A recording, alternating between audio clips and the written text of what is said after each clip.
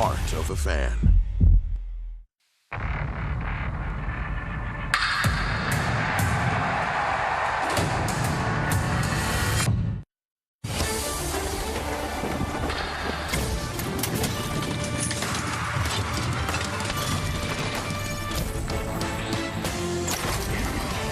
It's another gorgeous weekend in Atlanta, Georgia, where Braves baseball is brought to you by Truist. Big crowd filing into the Braves home park for the middle game of our three-game set. Atlanta hosting the red-hot San Diego Padres. Dansby Swanson had a big night. The Braves offense broke out, but unfortunately Ha-Seong Kim and company took game one of the series by a final of 11-6. Sean Manaea and Charlie Morton, tonight's featured starting pitchers. Hi again, friends. Chip Carey, two good friends, Peter Moylan, Brian Jordan, with us for the middle game of this series. Fellas, good news out of bad last night. The Braves lost the game, but they scored 6 runs, BJ, and good to see Dansby Swanson doing Dansby Swanson things. Yeah, just what the doctor ordered. Dansby Swanson at the back end of this lineup starting to get hot. He's slowing the game down. He's letting the ball get deep, driving it up the middle. And that's when he's at his best. Last night, he was phenomenal. 4 RBIs. He takes a ball up in the zone, 98 miles an hour, straight away center field, getting it done. Look at the spray charts. Straight away center, Peter. Right center. You are locked in, baby. Oh, my, Chip. I was hoping to hear a yah-yah out of BJ, and hopefully we'll get a couple of those today. Hopefully not surrendered by Charlie Morton, Peter. It's been a struggle at times for Charlie, but maybe encouraging signs last time. It's been a real struggle. It's been up and down for him all year, but I did see some signs last time out that he was able to find that curveball spin that he's been trying to find all year, and with that four-seam fastball that he found towards the end of the game, couple that with the cutter and the changeup that he started off the game with, he's going to be locked in today. He's going to need those 5 pitches against these guys, otherwise Travis is going to have no option. So look for Charlie to be locked in. Guys, welcome. We're going to have some fun today. It's the Braves, it's the Padres. We're glad you're with us. We'll get things started before a packed house in Atlanta when we come back for the middle game of 3 here at Truist Park. Swinging for the fences, yeah, I'm gone. Knocking out the park, you know it's on. Yeah, I'm round the third, I'm headed home. Yeah. And I've been gone. And I've been gone. Swinging for the fences, yeah, it's on. Ball is brought to you by GMC Sierra Heavy Duty Truck, Georgia Natural Gas, live the greener life, and by Kaiser Permanente. All roads lead to Truist Park on a beautiful afternoon for baseball. The Braves and the Padres. Braves split a series with San Diego out west. They lost last night. And Ryan Christensen, the interim manager for San Diego, in for Bob Melvin, who had some surgery. Hope Bob's feeling better. He certainly was after they scored 11 runs last night. Their Toyota starting lineup, fellas, has been very fierce on the road. They are averaging almost 6 runs a game on the road. That's the highest output offense in the major leagues. That's what Atlanta's going to have to challenge today with Charlie Morton on the mound in game 2 of the set. Hey, Eric Hosmer has been unbelievable in this lineup, and you need that protection behind Machado. That's a huge reason why they're winning ball games. What a comeback for him, too. Last couple of years has been a struggle, as you said. He's been amazing so far this year. Hopefully Charlie will be amazing. Remember, fellas, this was the time of year last year where he turned his season around. I would imagine that's one of the forward keys for game 2 success. Yeah, definitely. Charlie Morton has to make pitches against this lineup. These guys are scrappy. They put the ball in play. And the Braves, they have to come through in the clutch. They are leaving too many runners out there with 2 outs, 2 strikes. A man on third base, less than 2 outs. They got to do a better job in those situations. So Charlie into his windup, and he's underway with a quick strike, says Mike Muchlinski. 82 delightful degrees here at Truist Park as Jake Cronenworth leads off for San Diego. Cronenworth's done a nice job in the leadoff spot. He's reached base in 18 consecutive games. Batting just .211 on the year with a couple of homers and 15 driven in. You know, this is how analytics work. I asked Ryan Christian about Cronenworth average being down, you know, not really hitting like Cronenworth, and he said analytically he's hitting pretty good. And I'm sitting there like, but the average says different. They cannot take this man out of the lineup, though. His defense is just spectacular. And they know he's going to come around and start driving the ball all over the field. And hopefully not today, as Charlie's ahead in the count. 1 ball, 2 strikes, and off his knuckles. What adjustments, Peter, do you want to see from Charlie Morton in today's game specifically? I'm already seeing it a little bit. He's deliberately seems a little bit more deliberate. He looks like he's taking his time before he delivers the baseball. He's gathering a load at the top of it and exploding towards the plate. He's thrown 4 strikes out of 5 pitches, 3 strikes out of 4 pitches now, which is great in the first inning, which is usually struggle with. 1 ball, 2 strikes. There's Uncle Charlie. Cronenworth didn't expect that. 1 up, 1 down. Morton strikes out the Padres leadoff man. That's that curveball that I kept talking about. Is once he spins this, it spins so much that it's just so hard to control, and that's when you've seen him clip the top of the back foot of a lot of left-handed hitters. But to make that adjustment early in the game, it's good to see already. Now that's something I noticed, Peter, last game, how deliberate Morton was and how slow he was walking around the mound, really taking his time. Has that been truly the difference? It looks like it now. You know, we're all veterans. We've all been around the game, but we're still learning. We're still adapting. We're still adjusting. Quick strike to Jurickson Profar. It was 1 for 5 last night. I thought it was just to get in the hitter's head, just walking around slowing the game down. Braves have a shift on for Profar. 3 defenders, and look at that ball explode. That is the pitch that is Charlie Morton at his best, right? 100%. That's it. It's going to spin at about 3,200 RPMs, which is, I know I'm talking about cars right now, but that is a lot of spin. One of the league's top spin of the curveball. Braves move out of the shift now with 2 strikes, and that's yanked foul past first by Profar, who had a big game last night. Cut down an early run for the Braves. He threw out a runner at the plate in the first inning. He's tied for the lead with 6 assists on the year. So keep that in mind as Profar mans his spot in left field for San Diego today. Morton 8 pitches, 7 strikes, goes back to work. And paints the inside corner. 2 looking strikeouts, 1 on a curveball, 1 on a blistering fastball. 2 outs. The stuff has never been an issue for Charlie. Every start this year so far. Fastball there, 2-seam fastball there, looked like a sinker. That's one he attacked with early in the game last week. He's got his confidence with that sinker, changeup, and then he came with that 4-seam and the curveball later in the game. You've seen a lot of curveballs early in this game, which makes me think that he's very comfortable at the moment. Well, we'll see how comfortable he is, because Manny Machado has more hits than anybody else in Major League Baseball right now, and is hitting .371. And as great as that is, that's not even high on his own team. Eric Hosmer is the cleanup man, hitting .377, and he's on deck. Machado, 7 homers, 22 driven in, went 0 for 4 last night.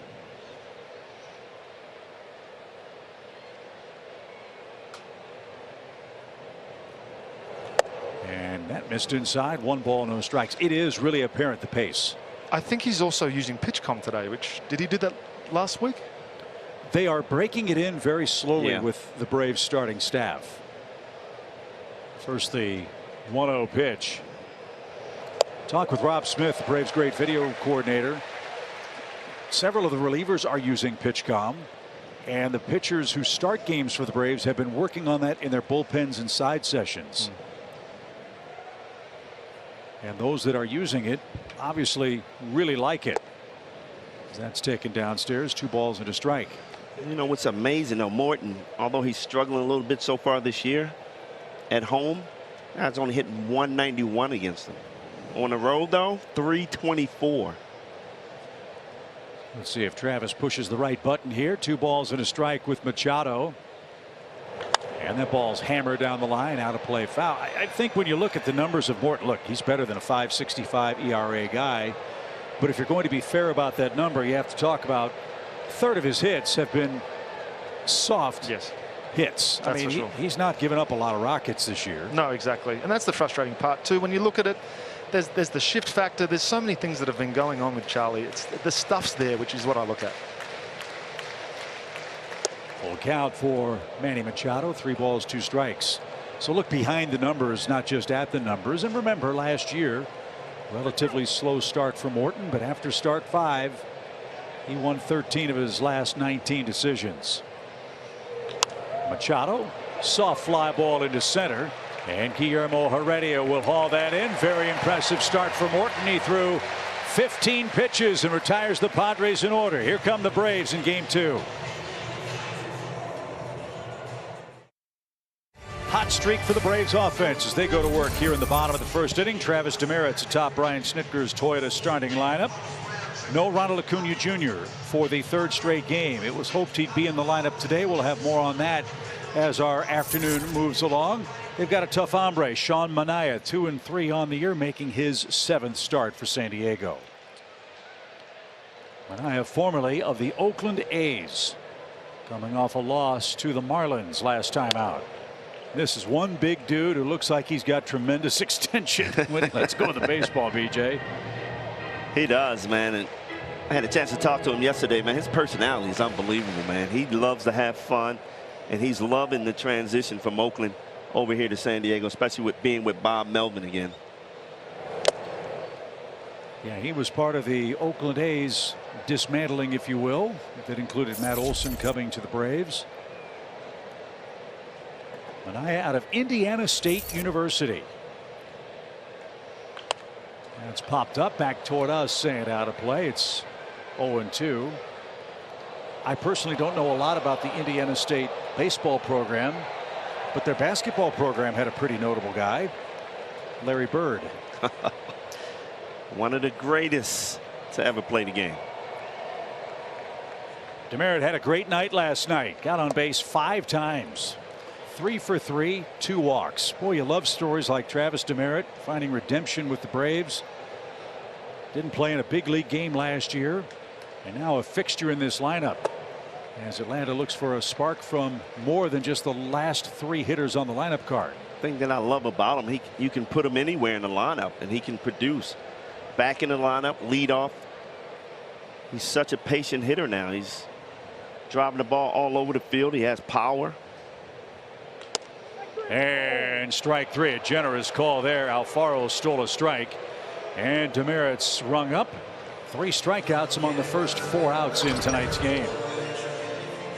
Boy, that's a tough one, that one. Yeah, that's a terrible call. And Travis is doing a great job taking his walks. He kind of knows the strike zone. That ball was off the plate. You touched on that earlier, that being a bit more patient, fighting pitches off. Can't do anything about that. Matt's been patient. 23 walks, 262 average. And BJ, how long does it take Word to get down the dugout bench? Mike Michelinsky looks to have a pretty big strike zone. Exactly. I'm quite sure Travis went over there and told everybody, you better be swinging. And Peter, how long does Word take to get through the starting staff of the bullpen that he's got a big strike zone? They are watching the game religiously out there. They know exactly the strike zone, and they're going to take full advantage of it. It'll change a few times between now and the time we get in there, though. Well, that's what makes it fun to talk about, right? No balls, 2 strikes for the Braves first baseman Matt Olson. This is the part of the lineup card that really had trouble last night. Braves 2, 3, 4, 5 hitters were 1 for 18, and over the last 12 games that group hitting 148. That's smacked hard and high to deep right field. Olson with 2 strikes. Hits it out of here. There's Matt Olson. Did he ever need that? And the Braves strike first. It's 1-0. How about that? His former teammate.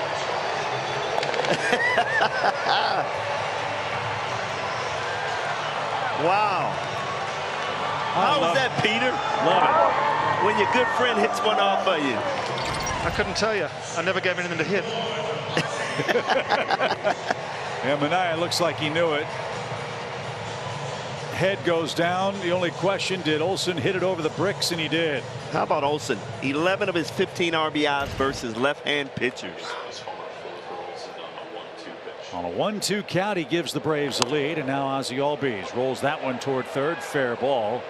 And Manny Machado makes it look smooth and silk, doesn't he? Goodness. it's not even smooth. It's just like he's not even trying. He is, I assure you. But I mean, that takes a lot of work to just easily throw the ball like that. That's repetition every single day, making that play. And like Vinny Castilla, who used to play for the Braves, every throw is at the chest, it seems, for Machado. So Ozzie out quickly. Here's Marcell Ozuna. Tell you how things have gone for Marcell. Finally picked up a hit with a runner in scoring position last night, and that runner got thrown out at the plate. So hopefully, from an offensive standpoint, he's trending in a better direction. He does not have an extra base hit in his last 16 games. Yeah, and talking with Ozuna, he's having trouble turning on that ball, that inside pitch. Something that he's been really good at early in the season. Just crushing balls over the left field wall.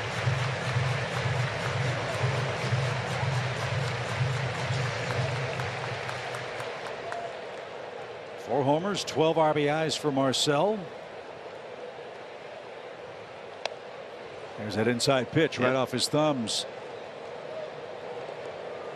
Well, we talked with Marcell on our plane ride from Texas to New York on the previous road trip. He knows it. Said the other issue he was having, BJ, was he felt like he was pulling off everything. Well, it looks like he opens up that front side so quickly, and that's what's getting him in trouble. He feels like he has to try to get there. And couldn't there as Manaea recovers with his second strikeout in this first inning. But Matt Olson, who hit 22 homers against lefties last year, hits another one off his former teammate Sean Manaea in the first. Atlanta leads 1-0 after one at Truist Park.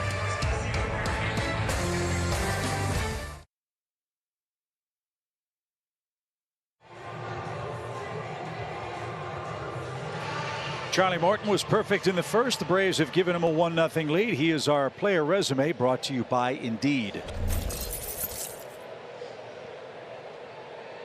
Look at that, 2-0 at home. And he is throwing hard. 12.2 innings, 5 runs allowed. It's the walks that are a bit concerning for me down there. And he's hit a couple of batters too, as you said, Peter, with that back foot slider or curveball. And you got to be careful with Eric Hosmer, the leading hitter in the major leagues at 377 on the year.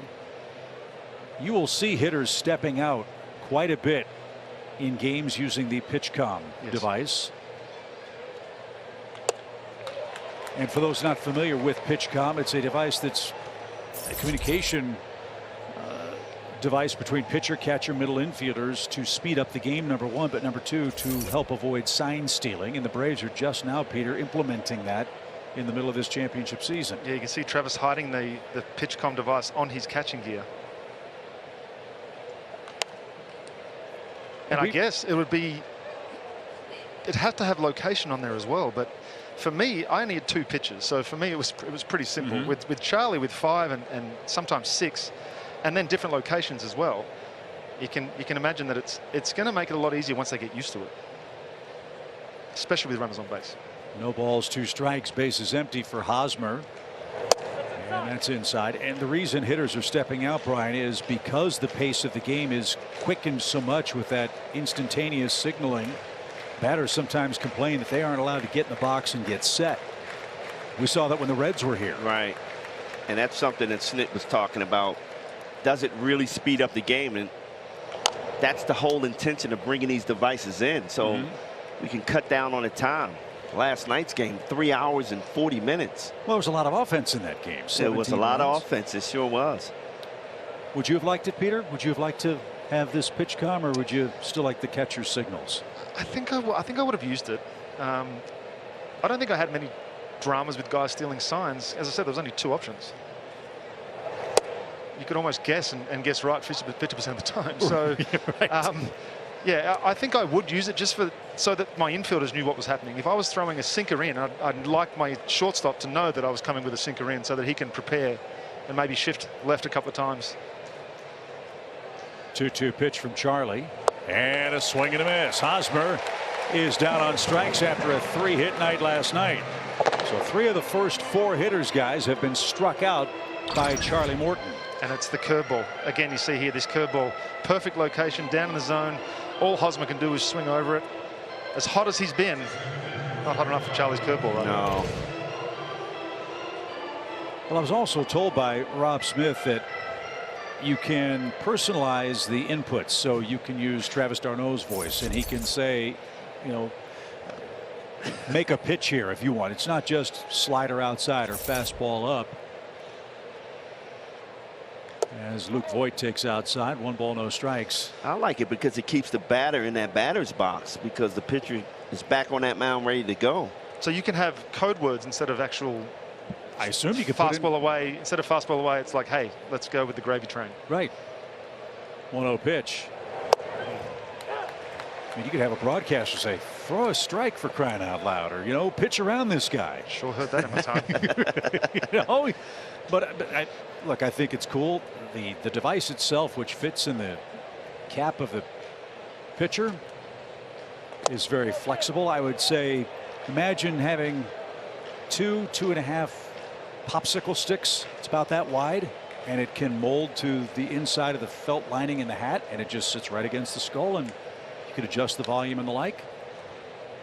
Very clever technology, as that's missed by Voit. That's the first changeup we've seen today. Beautiful time for it. Front door changeup, righty changeup, which you're seeing so much more these days. It's like guys are just throwing any pitch at any location they want. Look at this, fastball all the way until the last second that dies, and just with that big swing from Voit, no chance. Yeah, he's thinking about one thing with every swing, and that's launch it into the stands. And Voigt's done that a couple of times with a 2.04 average. It's just fun watching how hard he swings. I would blow my back out. I'm telling you. I'd say you two would probably go toe to toe in the weight room pretty well, though. Oh yeah, I'm quite sure he's just lifted in between every 8 at bats. I guess you got to wait 8 guys. Why not pump some iron and get ready? Will Myers is on deck as Charlie has a 3-2 pitch. Struck him out outside corner. 4 strikeouts for Morton. They are hunting strikes in this game. Love it. 2 outs.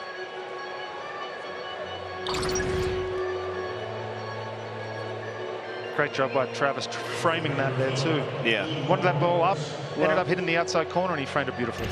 Hey, Travis Demerit got called out on that pitch. At least the umpire's consistent. Here's Will Myers. Critical play in the game last night. A drop in the outfield. Then the Dansby homer, but then Myers recovered, as did San Diego, to score the last 7 runs of the game. .235 average for Will Myers. Takes another strike. Charlie Morton is looking like himself. It's the consistency of the misses that I want people to pay attention to. He's around the zone at the moment, which is so like Charlie. And that's interesting you say that. Consistency of misses. Fans will say, well, you want your pitcher to throw strikes all the time, right? Yeah. That's not necessarily the case. Well, if you did, then they would know that they could swing every single pitch. So the idea is to keep them off timing, obviously. So. And that looked like another changeup. Is he throwing more changeups so far this game? He's thrown all 5 pitches right now. 2 quick strikes for Will Myers. And Morton back to work. Breaking ball on the ground, right to Dansby. 2 steps to his right. Pegged to first in time. 6 up, 6 down for Charlie Morton, who enjoys a 1-0 lead. Travis d'Arnaud will lead off for the Braves. Riley and Swanson to follow here in game 2.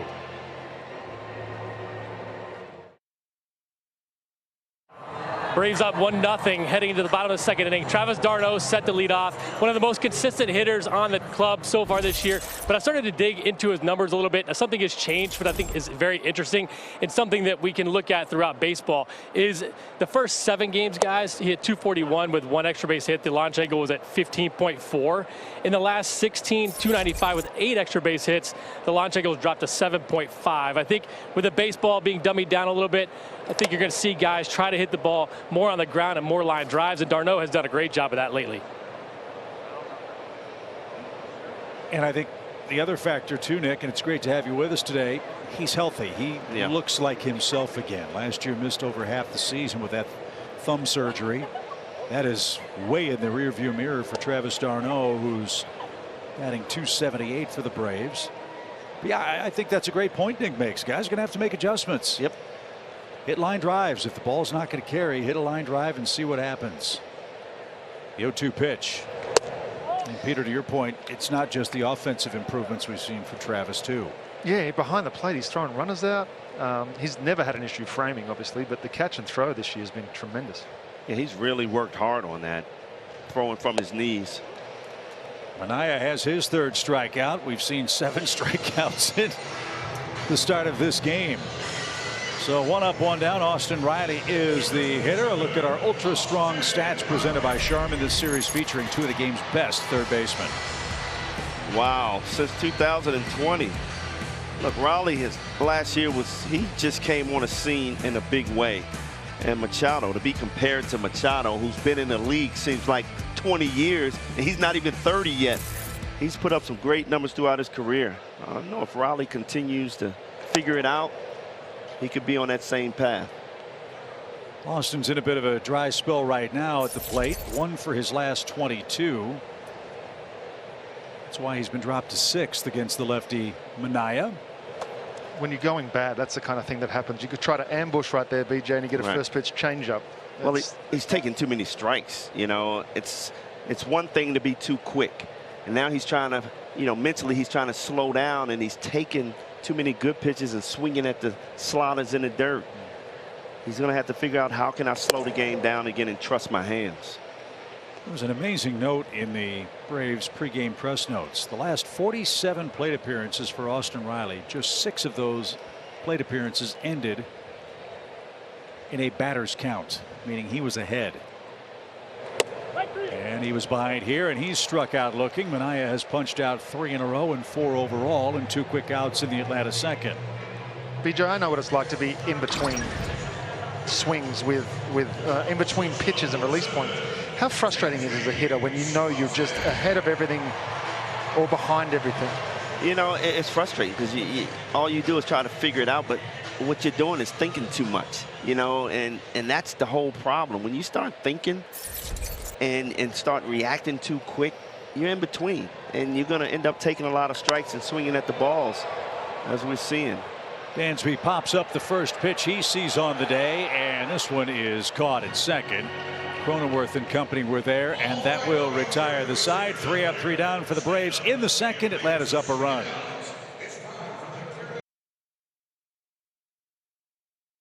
Keep climbing.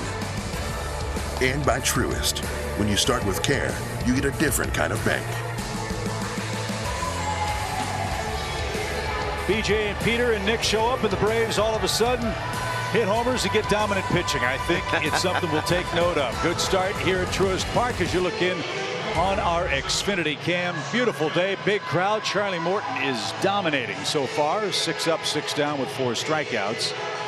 And he will face the lower third for San Diego. Ah-Song Kim, Trent Grisham, and Jorge Alfaro. 15 swings and 6 swings and misses already for Charlie. 40%. How about Kim? Yesterday, 3 hits, a big home run. You signed Robinson Cano. Still swinging a hot bat straight away center field. Man. Yeah, it was interesting. The Padres, as you mentioned, BJ, they signed Robinson Cano, and Ryan Christensen, who is filling in for Bob Melvin, took Kim aside and said, look, we signed Cano, but it's not going to impact your playing time. You are our everyday shortstop. Right. We saw C.J. Abrams, the Atlanta kid, out in San Diego. He's back at AAA and doing well. Not quite ready for this fight yet. And look, he was probably destined for the minor leagues once Tatis came back. Right. Anyhow. But Kim's done a nice job. And lit a fire in him, I guarantee you that. You bet. It's also amazing what communication can do. You talked about Hosmer knowing that he's going to be on the team, and now Kim knowing he's going to be on the team. It can help someone relax. Right. Trent Grisham, terrific defender. He's had trouble at the plate. When we last saw the Padres, he was their leadoff man. He had a big hit last night, a 3-run double. That's 9 RBIs for Grisham now. And you see a 152 average. Yeah, with the talent that he has, there's no way he should be hitting 152 with the shift that they put on him. A guy like him with that speed, why not get a couple of bunts, get a couple of hits, get your average up? You just don't see that anymore. It's a swear word these days, bunt. What are we thinking, BJ? Shift on for Grisham. And outside, a ball and 2 strikes. Again, non-athletes like me will say, well, why don't you just try to hit the ball the other way or lay down a bunt? It's not easy. It's not supposed to be, though, right? It's not, but if something you work on, it's a possibility. You look how far Dansby's playing over. It's nobody over there, third base side. That curveball is as good as it's been in his career with the Braves, Peter. So when you say try to go the other way, in your mindset as a hitter, you're trying to stay back and just drive that ball, let it get deep into the. But then he throws this curveball, and you've got to try to adjust and fling your hands inside. Yeah, but if your mindset is to get your hands in on everything that he throws, he can throw you that curveball, but you're already thinking, I'm getting my hands in anyway. I can still go that way. But that's the problem. Guys don't think that way. It's about getting around the ball and getting underneath the ball. And hitting it out. As Jorge Alfaro is the hitter. Alfaro has hit safely in 7 of 9 games. I saw Jorge with the Marlins. I think we'll see guys adjust as they're not getting rewarded for those big uppercut swings like they used to. Guys are going to have to make that adjustment. Well, averages down around the league. Home runs are down. Definitely got to make some adjustments. No balls and a strike. Base is empty. And Charlie missed with that changeup. It's an even count. Pitchers, too, have relied so heavily on the swing and miss over the last couple of years that if guys are going to change their approach and start trying to put the ball in play, then guys are going to have to change their approach when they're on the hill as well. It's always a chess match, isn't it? As Charlie ready and brings that home, he falls behind. You look at someone like Spencer Strider when he comes in, and he's had some good outings, but as there's more video and as guys get more familiar with him, it becomes harder. You've got to adjust. You've got to keep changing it up.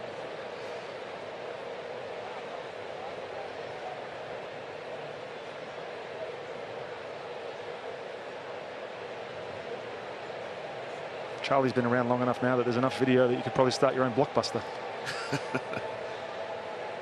Blockbuster went out with high button shoes, Peter. Maybe Netflix might be a better choice. 2 balls and a strike. Man, oh man. Is this great to see from Charlie? That curveball is exploding. But you don't get that swing from Alfaro unless you've been around the zone for the majority of the game. Right. That's what I talk about, the misses. When he's missing so badly, you're not going to get those swings. But another thing he's doing is he's going strike 1. Right back where it came from, and Alfaro has the first San Diego hit. 113 off the bat. So that breaks up the no-hit perfect game bid for Morton. The 9th place hitter Alfaro with a rocket into center field. And back to the top, and Jake Cronenworth, who struck out his first time up. To your point, guys, about batting averages, which in some quarters is not thought highly of, like pitchers' wins. There's not a single major league team batting above 260. It's mid-May. I would assume that that's going to rise as the weather across the big leagues warms up. It certainly was flying last night. 17 runs between the Braves and Padres combined. You look around the league, some guys who have been in the league for a while are starting to get sent out. Ooh. So we talk about adjustments. I think the league has to take notice.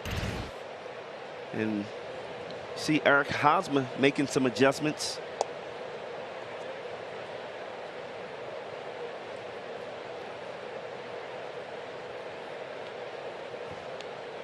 Cronenworth gets a little extra time from Charlie Morton. He fouled that ball off his shin. So a little professional courtesy from the Braves right-hander. He's in the stretch for the first time. He leads 1-0 thanks to a Matt Olson first inning home run with 2 strikes.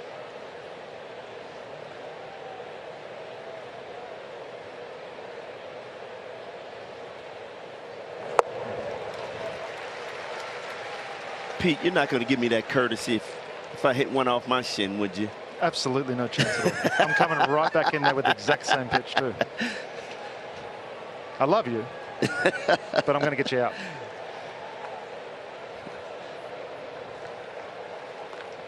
Alfaro, short lead at first. Again, he's a catcher.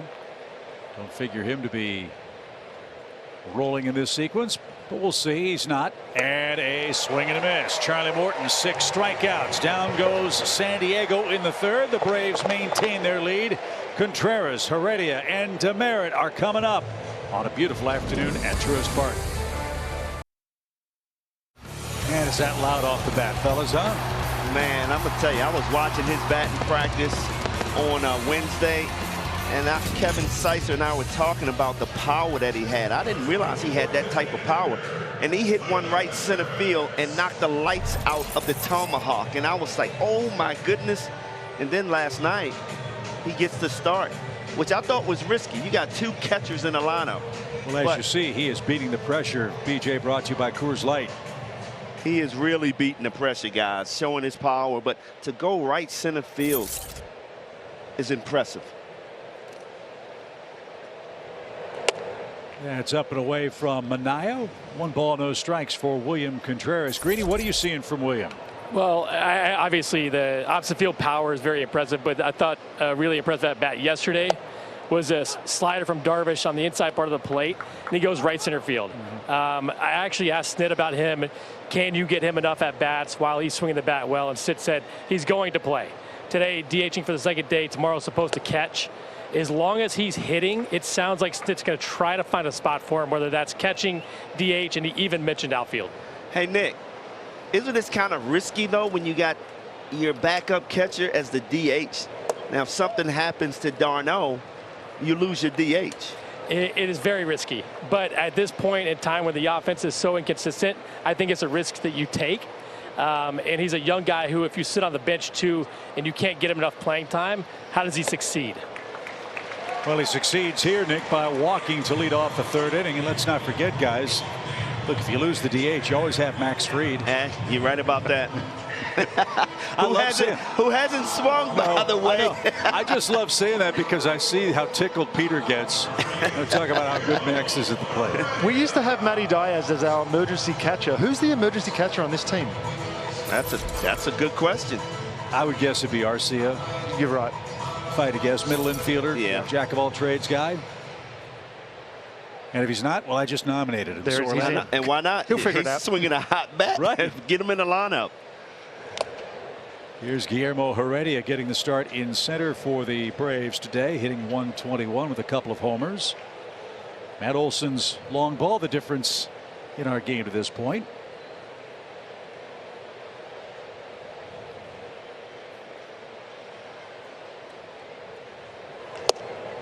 Braves outfield today, Ozuna in left, Heredia in center, Demerit in right.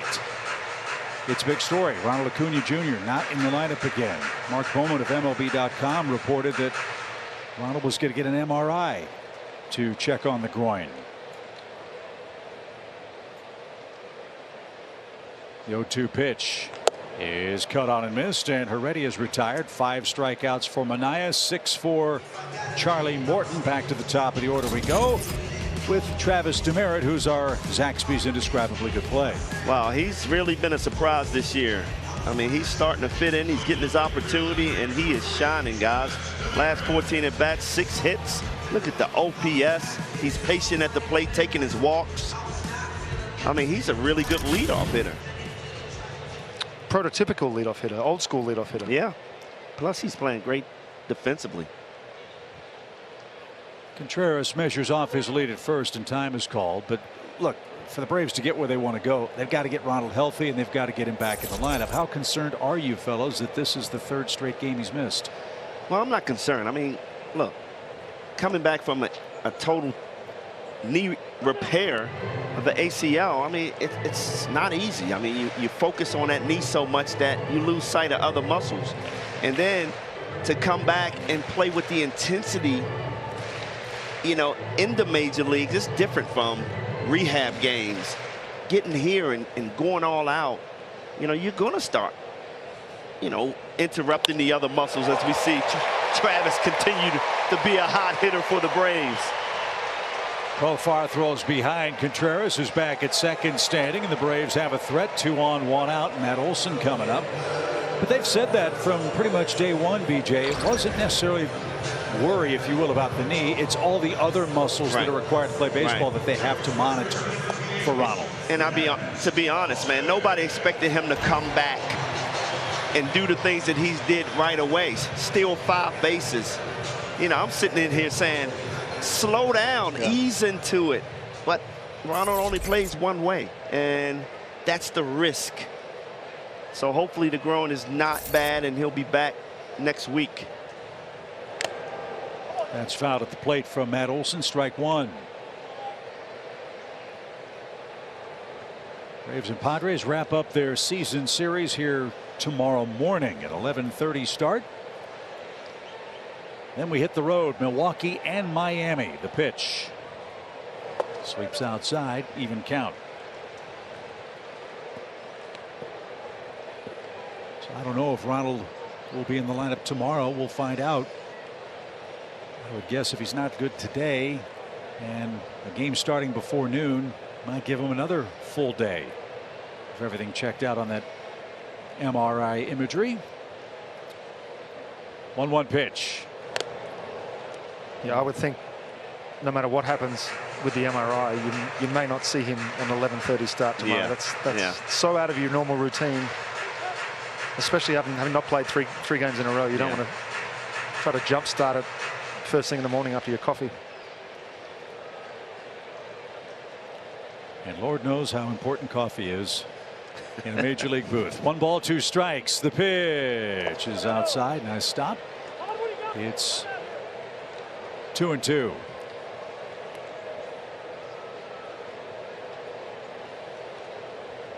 Last 2 homers for Matt Olson against lefties. He hit one against David Peterson up in New York. He's got one against Manaea here, former teammates with the A's. Still yet to visit the chop house, though. Today would be an excellent time to do that. Pitch. Paints the outside corner. Both these starters are corner to corner. And the duel continues. Each starter with 6 strikeouts. 2 on, 2 out. That's one of your points, BJ. Runner in scoring position. Runner in scoring position. 3. And, you know, Matt, yesterday, same situation, and he struck out. Got to find a way to put the ball in play. Ozzie put it in play his first time up, but grounded out to third. Ozzie's having a tough time this year with 2 outs and runners in scoring position. 1 for 15. See if he can change that. They shade him around toward right in the San Diego outfield. No real shift for him on the infield. That one inside out down the line. There's a base hit. Contreras will score. Here comes Demerit to third. Wash throws up the stop sign. Throw back to third, and he dives in safely. Big hit for Ozzie Albies. He guides it down the right field line for a 2-0 lead.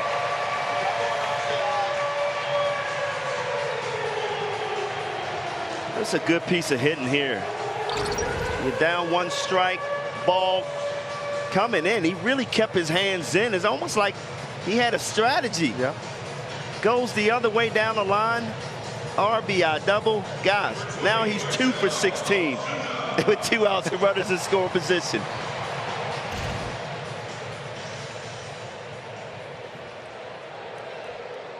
So another hit could break the game open. Ozuna struck out to end the first. He's got second and third. Braves up 2.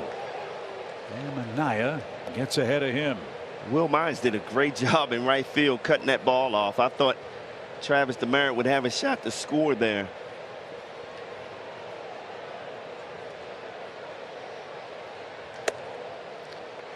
Well, I love the approach and certainly the outcome for Ozzie Albies at bat. Hit the ball where it was pitched and was rewarded with RBI number 14. Braves with a 2-0 lead. And back toward us, and great catch by a fan from Ellabelle, Georgia.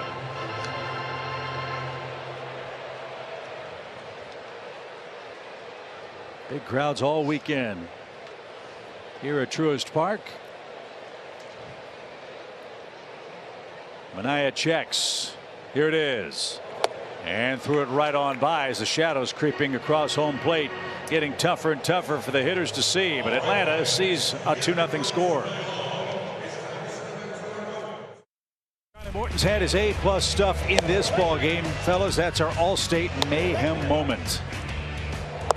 Check him out here. It's just nothing but strikes all day long, throwing the curveball like I talked about before the game, and the fastball as well. He's got such good depth on that thing right now. 4 punch-outs with the curveball and 2 with the four-seam. Opponents were hitting 127 against that pitch last year, and they were up to 257 so far this year. So there's been some adjustments made. I think we've got an equipment problem for Travis d'Arnaud. Wonder if he lost his pitch con. Yep. It's new to them too. I think he forgot to attach it to the Velcro on the shin guard. Sure enough. I thought it was malfunctioning and pushing all kinds of buttons. Charlie's like, what's going on? That's a fine. That'll be a kangaroo court fine, wouldn't you say? So Morton already has a new season high in strikeouts. We'll see what adjustments the Padres try to make against him. Second time through the order. There are a few puffy clouds overhead here at the ballpark. That said, you start to see the shadows from the right field roof here at Truist Park creeping across the infield. Lights are not on at the moment. It's always my favorite time of the day to pitch. I would think, right?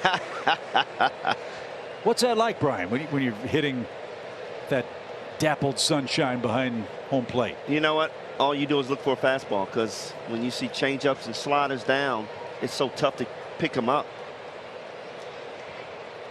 Profar's got the big sunglasses on, trying to help with the shadows, and fouled that off. He was a little early. 0-2. Did you used to look for spin, or would you just look for a pitch?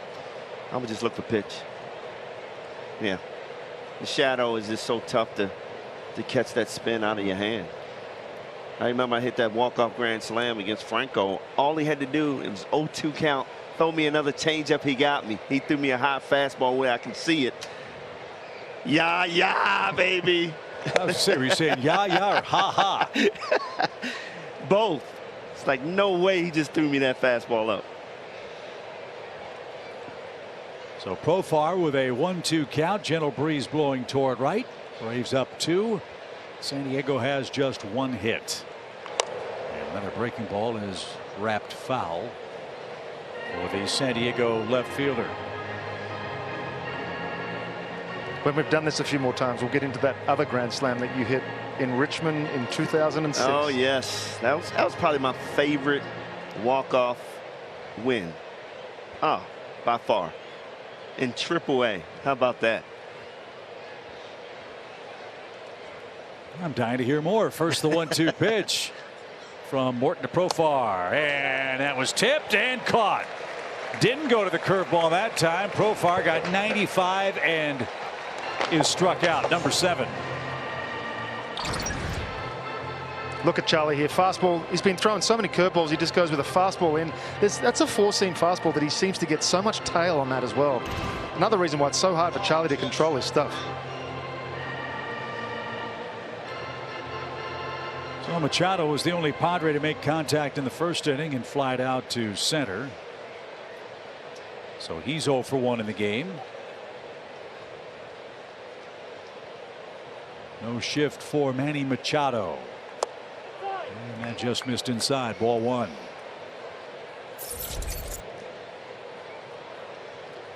Former Oriole, former Dodger, now current Padre. San Diego at 21-12 on the year.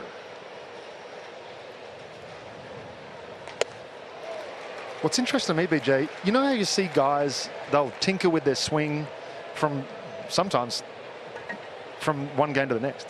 Machado's had that same setup and that same consistent swing since he was 19 years old. I mean, it works for him. He's so consistent with it. He sees the ball great. Open stance. Kind of turns that front foot in, which makes his shoulders stay in. And he is just so quick through the zone. And he's a guy that, from a layman's perspective, as you guys said earlier, he looks like he's not playing hard, But that's because he's so phenomenally talented. It looks that easy to him. The game is slow for him. Yeah. And that's the hardest part as a player, to try to slow down the game. But Machado's been there for, what, 11 years now in the league. On the ground toward Dansby. Top spin, stayed with it. And the throw to first in time for the second out. When I say that as the ultimate in compliments. Chipper Jones played the game. Andrew Jones played the game exactly that way. Charlie Morton here, perfect location, gets in to pull the ball to Dansby, and you know Dansby's going to make that play. Really impressed with the way that Charlie's been able to attack. Very efficient. So here is Hosmer. What's the difference for Hosmer other than he knows he's going to be in San Diego? It was rumored he was headed to the Mets. Well, one, you know, when you hear your name in trades, mentally it's going to affect you. But two, when you try to change your game for the analytics, and that's what he tried to do. He started lifting that leg up and trying to launch angle everything, and he's been struggling trying to do that. So once Bob Melvin told him, hey, you're on this team, and Bob told him, go back to what you were doing when you were successful. And that's what he's doing. I mean, he's changed the launch angle on his swing. Now he's getting on top of balls and just hitting line drives, ground balls, finding holes, driving in runs, shorten his swing with 2 strikes. I mean, yesterday with bases loaded after the Machado walk, that was a nasty slider by Fried, and he stayed down on it and just hit a line drive just past Albies, because he's not trying to do too much. So it's made a world of difference for Hosmer, who leads the major leagues in average entering play today. He's down 0-2 here, and Morton struck him out. Charlie Morton is dazzling. 8 strikeouts for the Braves right-hander. Another 1-2-3 inning. Atlanta 2, San Diego nothing. Trying to get this series even up at a game apiece.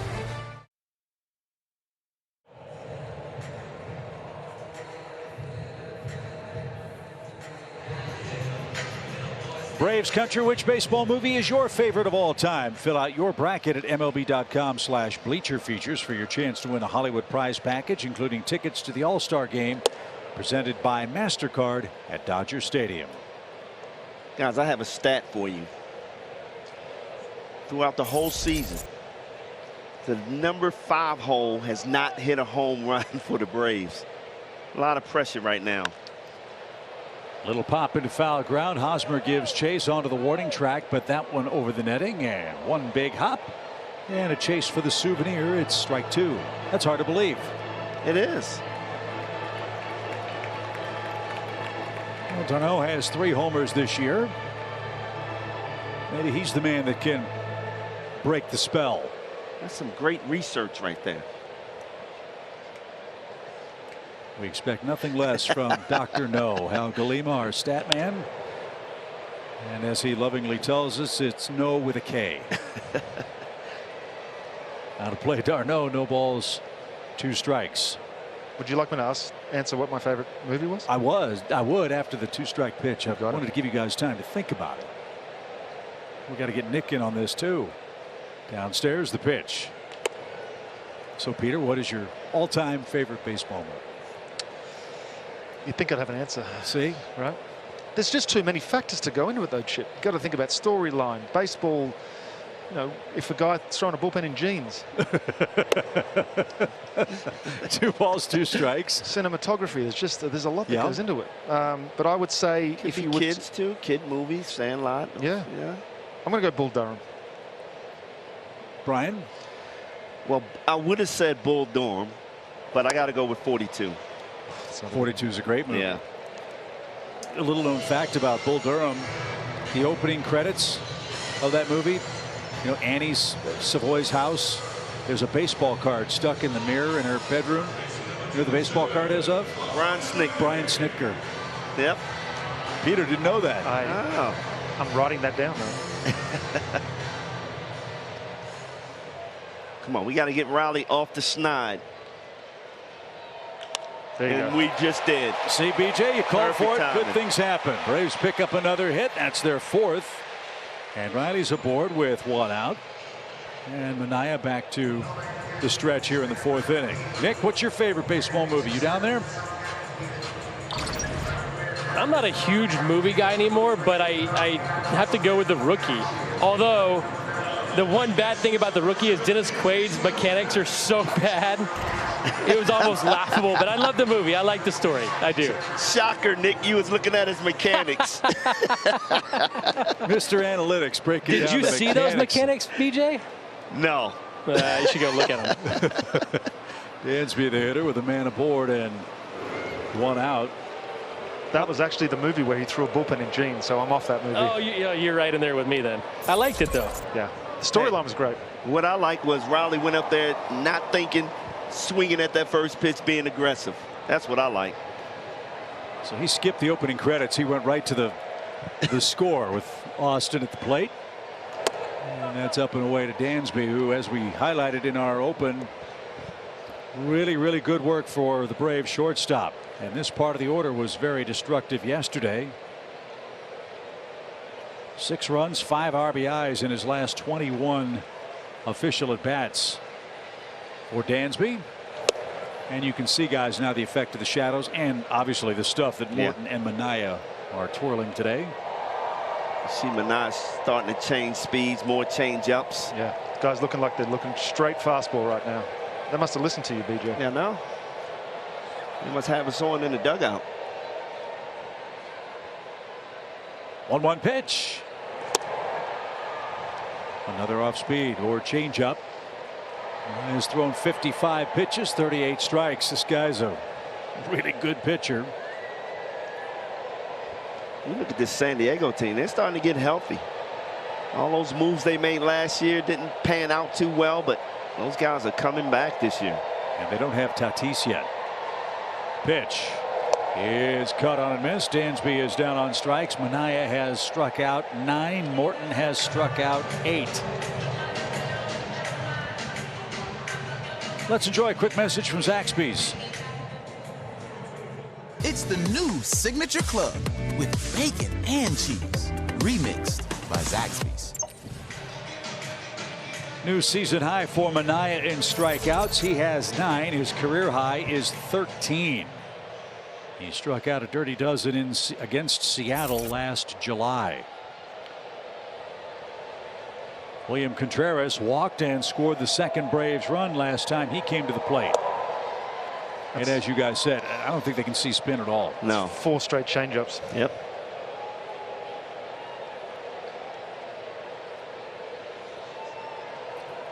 So early runs in a late afternoon game as Riley runs. Pitches inside. Alfaro's throw is way late. And Austin Riley picks up his second stolen base. Hit means a run now for Atlanta with 2 outs. That was a great jump by Riley. Just timing that front foot. Wasn't even close.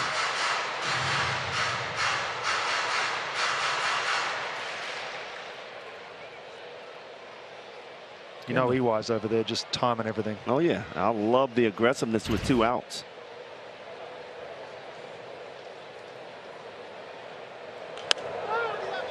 Pop fly foul out of play. 1 ball, 2 strikes. Fifth changeup in a row. Yeah, he got that one up, though.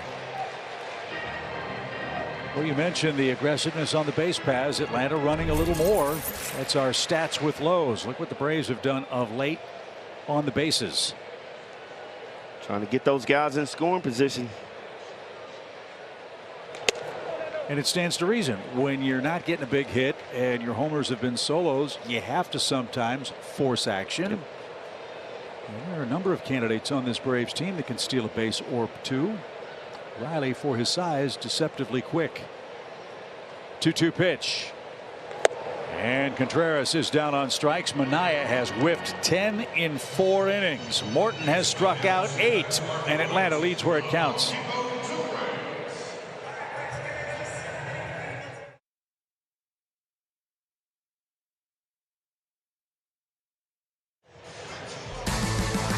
Beautiful day in Atlanta. Braves baseball is brought to you by Truist. A pitcher's duel. It's been great. 18 combined strikeouts. Charlie Morton has been dazzling. His offense has given him a 2-run lead. And Charlie Morton goes to the 5th inning as our Game 2 starter. Trying to get this series even up at a game apiece. Luke Voigt will lead off. He struck out his first time. And he puts that in play to third. First pitch, Riley on the run. Throws a strike, 1 out. Here's our Georgia Natural Gas impact player. It is Charlie Morton. 4.1 innings, 1 hit. It was a hard one, but 8 punch-outs. Season high so far. We're only in the 5th inning. He looks in complete control. The mechanics look smooth. Looks like he's landing on that front foot. He's not spinning off. He's throwing through the baseball. Looks completely locked in. It looks like he's just slowing the game down. Will Myers, the hitter. He'll be in the Charlie Morton bio for all time. When Charlie faced the Padres out in San Diego, Will Myers was his 1,500th career strikeout out at Petco Park. And Morton's first misses downstairs. Cloud cover has minimized the shadows on the infield now, so it ought to be a little easier for the hitters. By that I mean it's been awfully tough to hit these 2 starters today. They're both at the top of their games. 1 ball, 1 strike. Myers talked about a mid-game adjustment at the plate he made last night. Just opened his stance a little bit, and BJ, as you saw, he was hitting rockets. Yes, he was. In the last couple of innings for San Diego. And he's coming back from injury.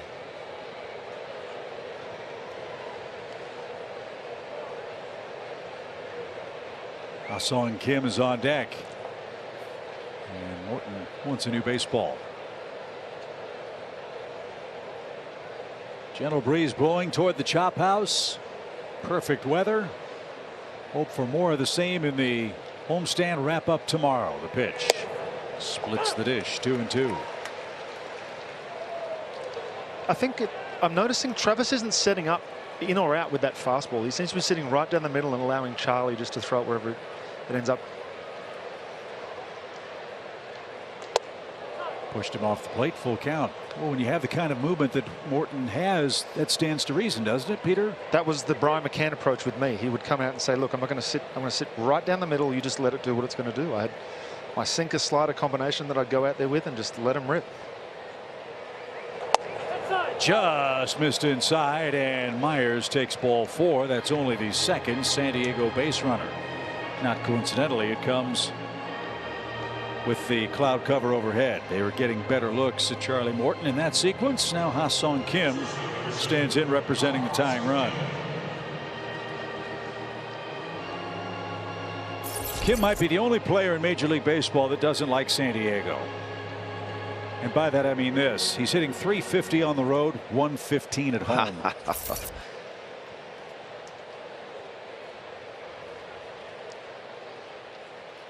See if Charlie can get a double play ball here. Myers a short lead at first. And that's off the plate. 1-0. Sometimes that's pretty common, though. You know, playing at home, he says like you got more pressure on you to perform at home. But when you're on the road, you're relaxed, sometimes away from the family, and you get to just do your thing. He did it last night, didn't he? The pitch. And Charlie, after the walk, is falling behind Kim 2-0. So the second time he's at the pitch with a runner on too. So he's got into a rhythm from his windup. Hopefully he can get straight back into that same rhythm from the stretch. Again, the Padres have been a destructive offensive club on the road. In large part, they cash in situations like this. Base hit to right, perhaps. Nope. Sliding grab. Great play.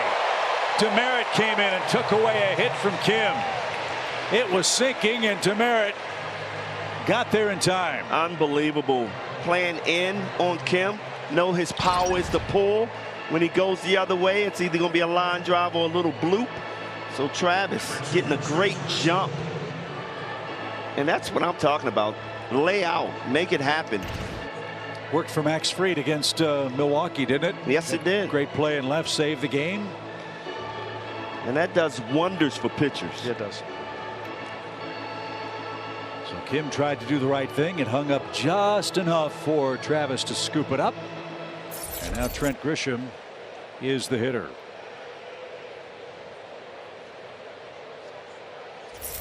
Padres have the best road scoring offense in the majors. They have not scored a run in this game. Charlie Morton has had 2 base runners. He's allowed 1 hit with 8 strikeouts. He has been masterful. They've been very good, especially yesterday against Freed with 2 outs.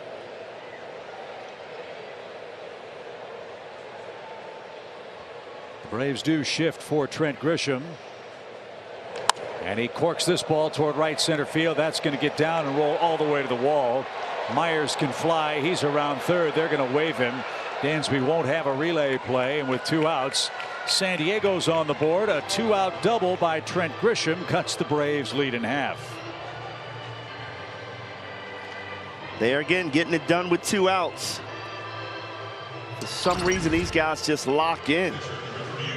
That was actually a good pitch. Curveball down in the zone. Trent Grisham stayed back and drove it in between. We were shifting a little bit over to left center, and he hit it right between the gap. Well, I think that big hit yesterday really got him going. Bases loaded. Hit a double to left field. Starting to feel a little confidence come back. And Alfaro is the only Padre that's really hit the ball hard against Charlie Morton, with the exception of Grisham. His bullet up the middle was their first hit. That's bang foul, strike 1. This is where you'll notice PitchCom comes into its own, with runner at second base able to relay the signs from second. Now there's just no signs being put down, so nothing for them to see, obviously, or relay into the hitter.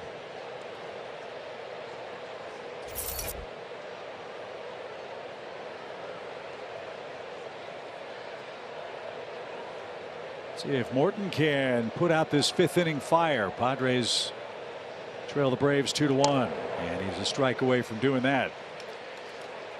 Charlie's season high in strikeouts has happened today. He's got 8. His career high is 14. Pitch count shouldn't be a problem. He's at 71, and very little stress. But a walk and a double with 2 outs. And another fast runner in scoring position for Morton here, as he's way ahead of Alfaro, whose hit came with 2 strikes.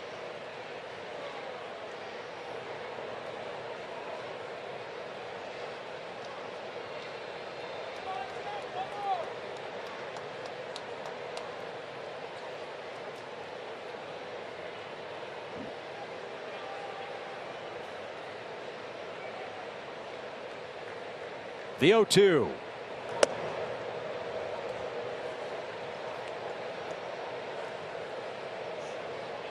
Last time Alfaro saw that fastball and hit a line shot up the middle.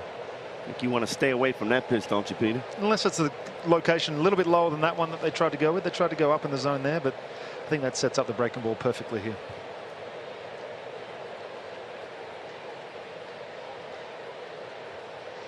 The pitch is upstairs. 2 balls, 2 strikes. Again, Morton has the good curveball, but he also likes to go up with that high fastball. And Alfaro wise to that. That's the location he wanted the one before as well. So 2 curveballs, then 2 fastballs. Let's see what Charlie and d'Arnaud dial up here. The pitch. Breaking ball, fly ball, headed toward left, and that's going to be caught by Marcell Ozuna. Morton gives up 1, but not the lead. 2-1, halfway home in Atlanta.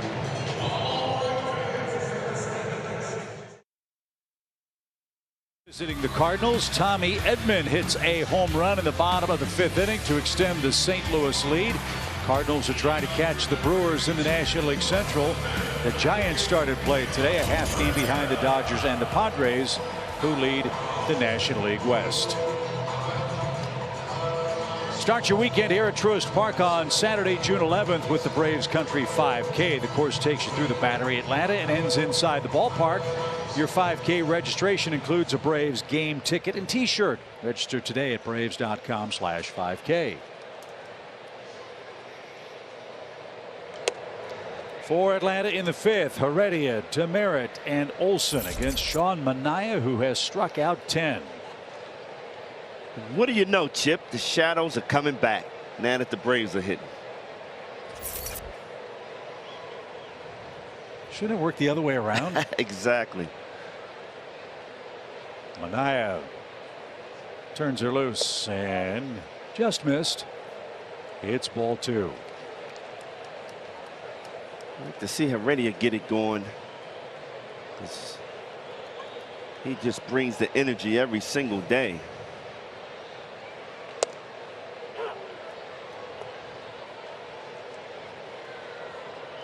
It's hard enough to hit a baseball when you're in the lineup every single day getting 4 or 5 hits, but then you try to do it with irregular playing time, which Guillermo's had to deal with.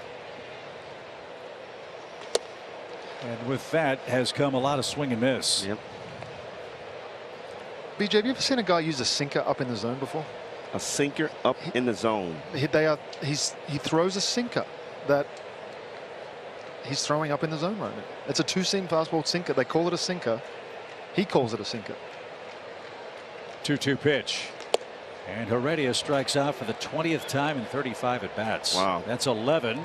And it is a sinker. That is his strikeout pitch, Peter, whichever quadrant of the zone he throws it in. It's got me thinking that it must be the actual spin of that calls it a sinker, because you're not looking at the movement.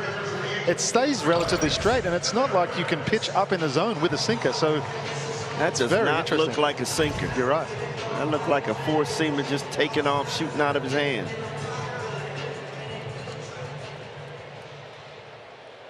So back to the top, and Travis Demeritte, he has singled in 2 trips. Demeritte 7 for his last 20.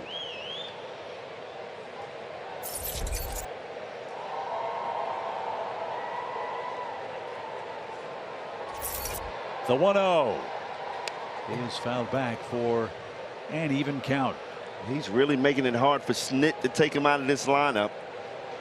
You know, even when Acuna comes back, I mean, you got to find a spot for this kid. Adam Duvall got the day off for the Braves today, despite a couple of hits last night. He's another hitter that the Braves are hoping can get going here tomorrow, perhaps, as that just missed. 2 balls and a strike. When you look at how he plays in the outfield, I think he can play every position. Well, he's got the start in right today. He's already made a super catch, and he has another hit. That was loud. Now, I can't think of a guy on this Braves roster that is more appreciative of this second chance with Atlanta than Travis Demeritte, hometown kid. And having a chance to play every day just makes it easy for him. He's seeing a lot of pitches. He's taking his walks. But I mean, that's fastball in, and he's getting ahead of that bat around. He's already shown us he has a lot of pop. 3 home runs already this year. 1 in the park home run, though, showing his speed down in Texas. Yeah, he's in the history books forever. Down at Globe Life Park. As Matt Olson is the hitter. Matt, a 1st inning home run. Only the 4th hit allowed by Manaea to an opposing left-handed hitter this year. Wow. And it left the park for his 4th homer. Almost an eephus pitch. That thing floated in there at 81 miles an hour. I think that's the slider. He hasn't thrown a lot, but Matt was obviously expecting a little bit more movement over the plate. Saw spin and expected to come back. Demeritte has a good lead. Lefty looking right at him. The pitch. And fouled away. It's 0-2. Here's how the game began offensively for the Braves in the 1st. Just love how he keeps his front side in versus lefties. Such a unique hand position.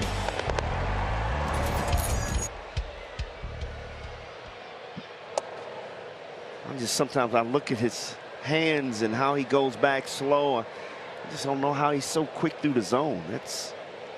You don't see many guys hit like that. I don't remember a guy hitting like that in the league. Can you? Brady Ensign probably had something similar at some point. 1-2 pitch. Cal probably did it at some point. The guys that are... Well, Cal was all over the place. Every 5 minutes, right? But I grew up watching him, and I was the same way. I would change my stance every single year, every at bat if I needed to. But what's so funny about it, no matter how they start, at the point of contact, everybody looks the same. It's just incredible about the game of baseball. 2 balls, 2 strikes. Braves 2, San Diego 1.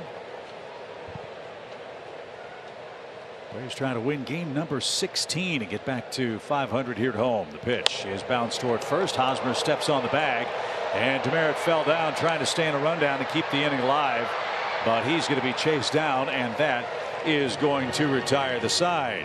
Olsen and the Braves doubled up in the 5th inning. To the 6th we go. Top of the order up for the Padres.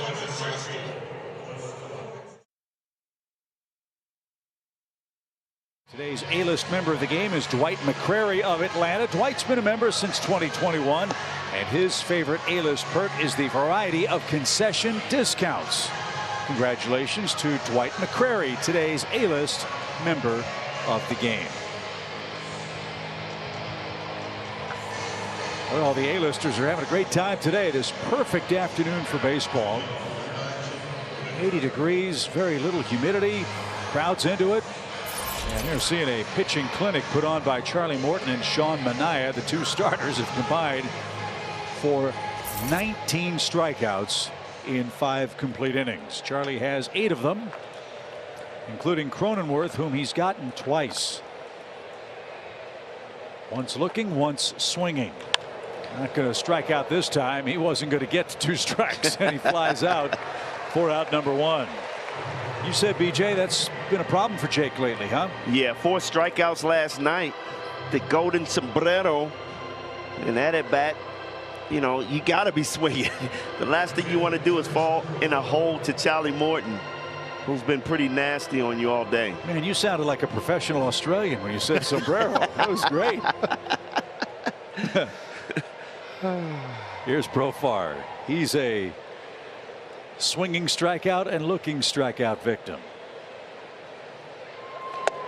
Still a lot of baseball left to be played in this game, but I will say this, the storyline for me is Charlie Morton, how good he's looked. He's looked so comfortable from the minute he got out there. The mechanics seemed so in time. The land and the separation between his back leg and his front leg. The timing is what I'm saying. It felt like he was a little off. It was almost like he was landing and then releasing, or releasing and then landing. There was something wrong with his timing the last few weeks, and he found something in the last 3 innings. And I feel like he's continued. It's the breaking ball for me. The breaking ball has been so consistent. He's behind Profar 2-0 and fouled away, 2 balls and a strike. I know early in the season we were talking about the ball and adjusting to the new ball, the deadened ball, the seams, high seams, whatever it was. You know, how has he adjusted? You know, he looked like he had no command of that curveball, but all of a sudden he looks totally different. That's what makes me feel like it was more mechanical than equipment. I think that he's just worked so hard in between outings. Softly hit on the ground. Olsen will feed Charlie. PFP works. 2 quick outs. We'll expand on that for Charlie Morton in a moment. First, a quick message from Delta.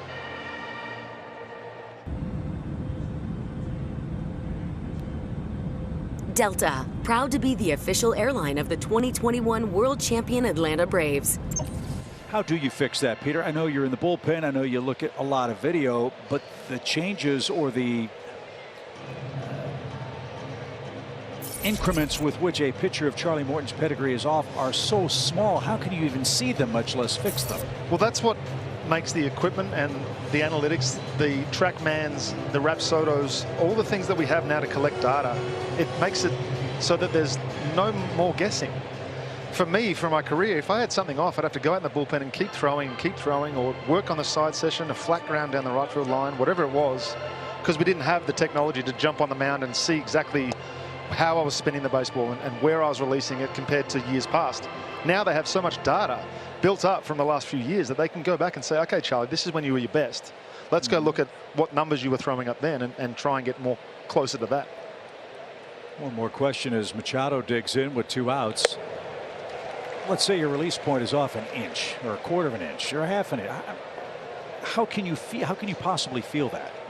It's only based on the result of the baseball once it leaves your hand. You're not going to feel it at release. I never did.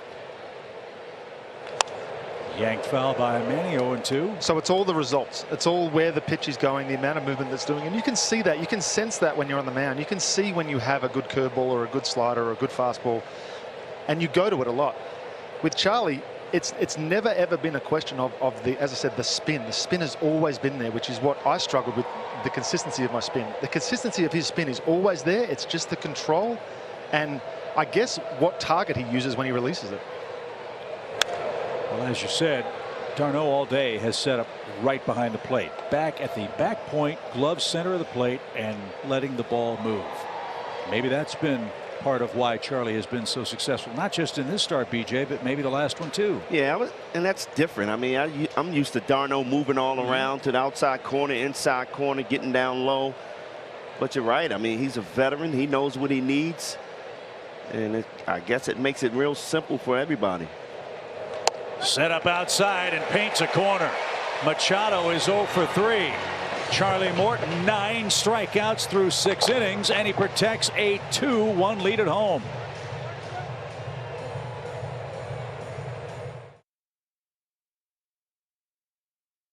For Charlie Morton, who is through 6 innings with a 2-1 lead, 9 strikeouts. And guys, this is how the Braves play. They get the lead to the last 3 innings. They feel very confident with this terrific Braves relief corps.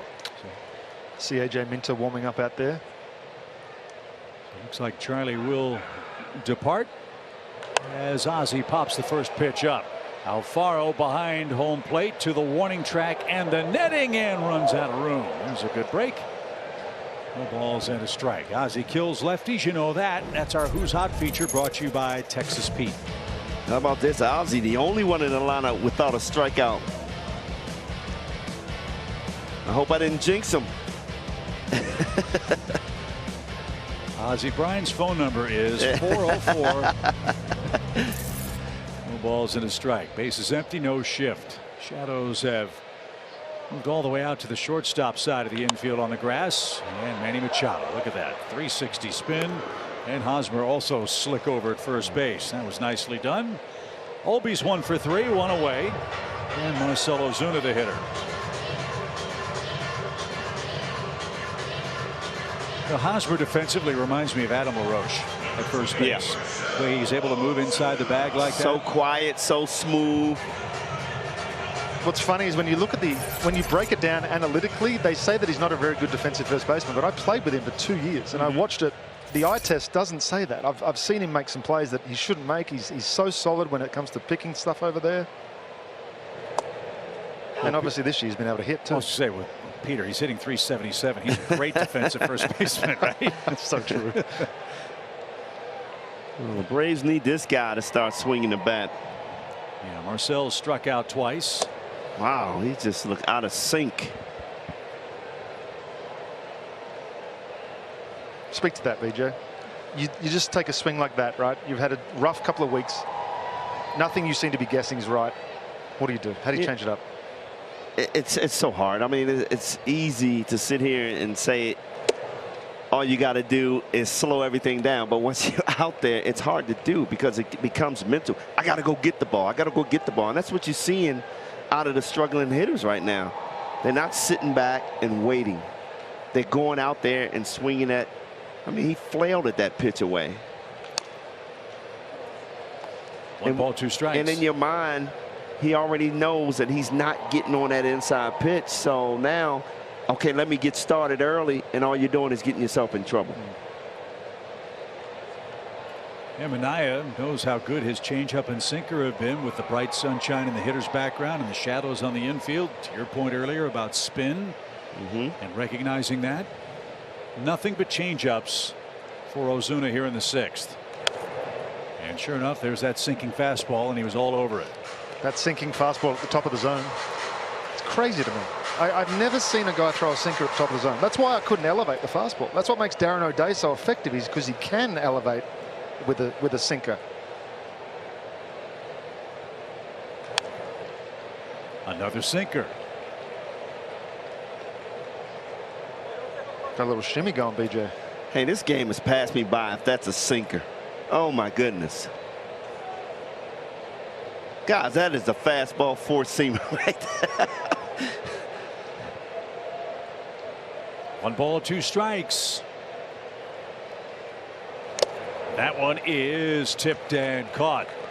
So 4 straight changeups, then 3 straight fastballs, and Marcel is strikeout victim number 12. And that's 3 swinging strikeouts for Ozuna today.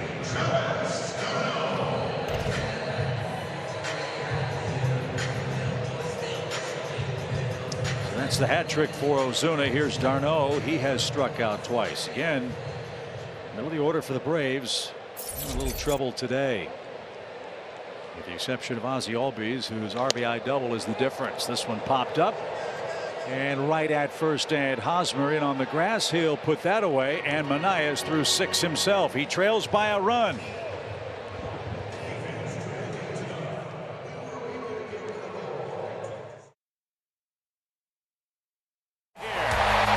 There's Matt Olson. Hopefully Charlie will be amazing with strikes. There's Uncle Charlie, and paints the inside corner, and a swing and a miss. Struck him out. Man, oh man, is this great to see from Charlie. The line score, fellas, certainly was. That's our game summary, brought to you by Green Machine.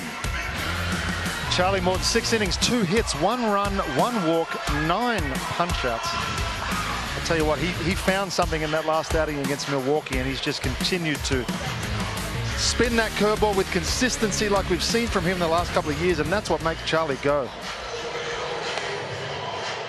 Yeah, you look at his slow start with the short spring training, coming back from that leg injury last year. You know, this is the time he rounded in the shape last year. You know, after those first couple of starts, he really picked it up, and I mean, 2 straight really good starts for him. Has to feel like that confidence is back. No need to round into shape for the man on the mound for the Braves, guys. A.J. Minter, 8 straight scoreless outings in relief for Atlanta. And he'll start the 7th inning with Hosmer, Voit, and then Myers. 2-1, Braves have the lead. Big test for AJ right here. Middle of the lineup. Yeah, Hosmer's like Matt Olson versus lefties. He's hitting 400. Tried to tie the game with that swing. Strike 1. Attention media, tonight's attendance is 40,490. That's a sellout. Another sellout crowd in Atlanta. 490. That's a sellout. 40,490. Paid to see the Braves and Padres today.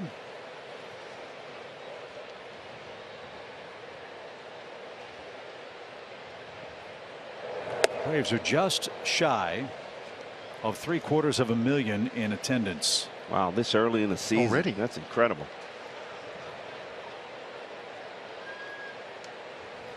So they'll fly by that tomorrow morning when we wrap up the series with the Padres. Then a very important road trip, Milwaukee and Miami for the Braves. The 1-1 pitch to Hosmer is lifted out of play to the left side. And a chase for the souvenir. A fan from Rocky Face, Georgia, made that play.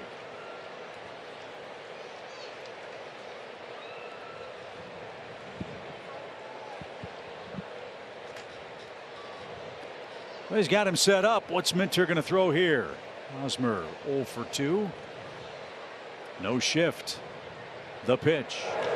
Threw his bat at the ball and skies it toward left. It'll curl out to Marcel in the bright sunshine. Hosmer's 0 for 3.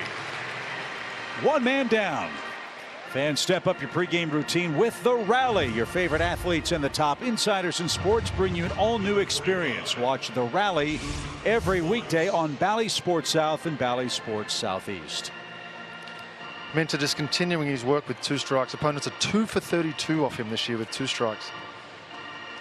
You know, I know that's an out by Hosmer, but you see how he just threw the bat out there to make contact, put the ball in play. You never know what's going to happen after that. It's been such a struggle for this Braves ball club. Voit couldn't stop himself. He's 0 for 2 with a strikeout. One of the things that's made AJ so effective this year is he's using that changeup against right-handers so well, so effectively. No balls and a strike. It said, Peter, that that's one of the most difficult things for a reliever to do is have 3 pitches on time in an outing. Yeah, it is really. I never was able to develop that third pitch. I spent 14 years trying to do it, and I just could not do it. So it's obviously frustrating, but I managed to do it okay with 2. 1 ball, 1 strike. And that's hit toward right. That's going to be caught by Demerit in the shadows. 2 out. There's that changeup I was talking about. Very effective pitch to take care of Voit, who's 0 for 3. Everything's hard for Minter. That's right. And so soft contact for the second out. He can. Everybody knows he bores that cutter in on right-handed hitters. So to throw this as well, it's just moving away from the batter. He's seen the fastball that's relatively straight. Then he's got one that goes away from the right-handed batter and that cutter that bores in on his hands. So one more man to get for A.J. Minter. It's Will Myers, who walked and is the only Padre to score so far today. Braves do shift for him. Riley hugs the line at third. And a cue shot. Foul. Once AJ gets Will Myers, we will send you to the stretch. That's presented by Georgia Natural Gas. The guys will be talking about the Braves pitching start today. Charlie Morton, who went 6 innings and 9 strikeouts. Looked really good, BJ. He did. Man, I love the way he was getting ahead of most of the hitters. Just setting them up for that nasty Uncle Charlie. So Minter's ahead of Myers. And the pitch. I know Tom Glavine always used to say when he was asked to throw the changeup into lefties, right? Rick Peterson was his pitching coach, said you have 14 clubs, you're going to battle with 5 or 6. Why not use all your weapons? Minter's doing that here in this 7th inning. Overcooked that one outside. 1 ball, 2 strikes. I remember Glavine late in his career started throwing changeups in the righties.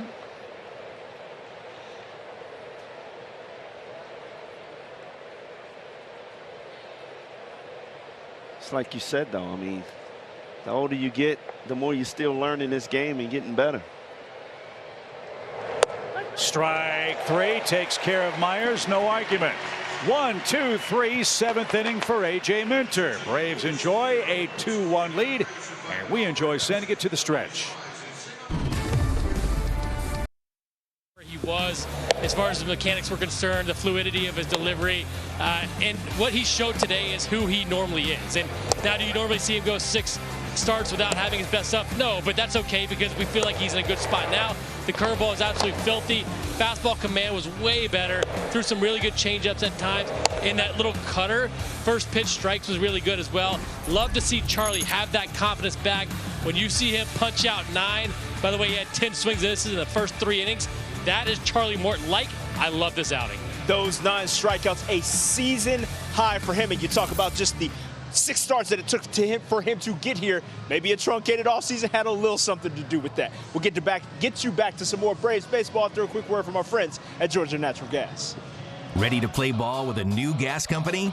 Georgia Natural Gas knocks it out of the park with simple service and great rates. And when it comes to helping the environment, GNG's Greener Life program makes it as easy as paying your gas bill.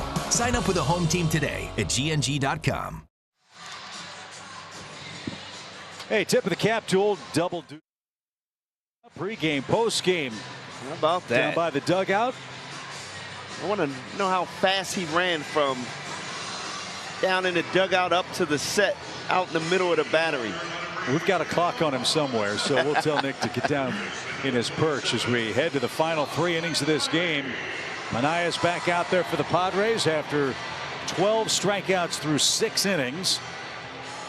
And he will start with Austin Riley. Braves could use some insurance. You're going to have to face the big batters for the Padres one more time in a 1-run game. And Austin takes downstairs. He's 1 for 2. That hit came in his last trip to the plate. And he also stole a base in the Braves' 4th. Already a good approach. He jumped on that first pitch last at bat. He knew he was not going to throw him that first pitch strike. Good patience there.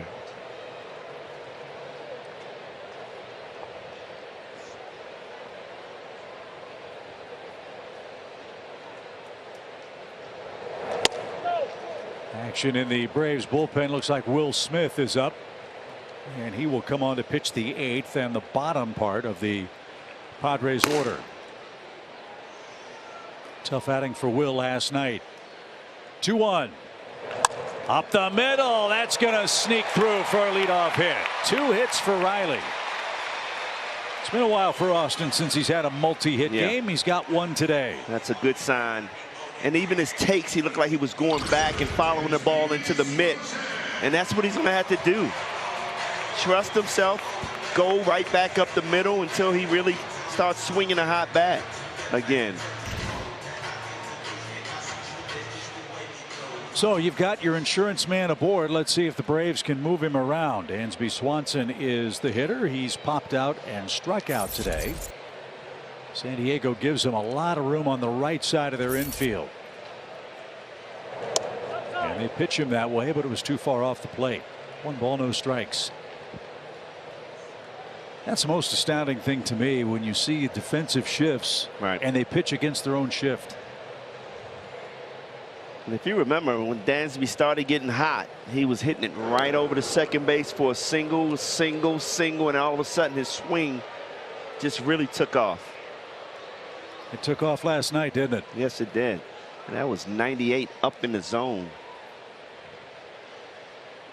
They shade him toward right in the outfield as that one is hammered down the line. And that's the point. If you go in there with Dansby when he's cooking, you better get it way in.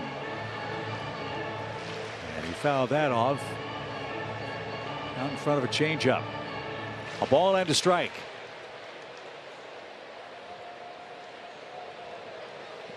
That's efficiency there. 1-1. And out of play.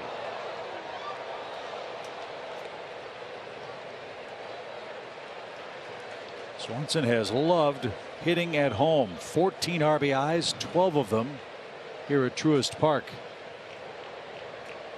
Braves in a big spot, up by a run in the 7th.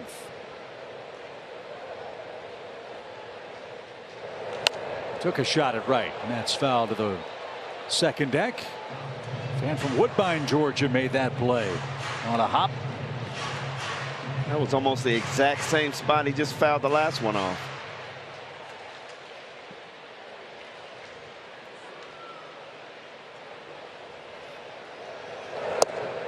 Tried to cross him up and almost crossed up Alfaro. Almost a balk there. Did he stop? He didn't stop at all. Almost like he quick pitched him right there. Yeah. Somewhere Bob Davidson just spit out his adult soda pop. No balk called for Manaea. He's about to make his 97th pitch. And here it is. Swing, fly ball towards center, but that's going to be playable for Grisham. And he makes the grab with Myers flying in behind him. Dansby got that off the end of the bat a bit. He's 0 for 3, 1 out, and here's Contreras. Here, Grisham's going to have to call that ball. Let Will know he's making that play. That can't be a lot of fun, BJ. You think you've got the play made, you just get clobbered by the defensive back. Here's Contreras. He's walked and scored and swung and missed in the Braves 4th. This one on the ground to Machado. He'll vacuum that up. And the Padres go around the horn and turn the double play. A promising start to the 7th ends in a twin killing. We go to the 8th. 2-1 Atlanta.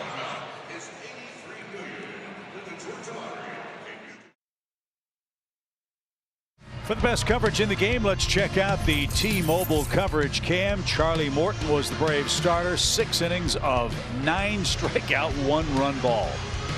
Wow, was he good.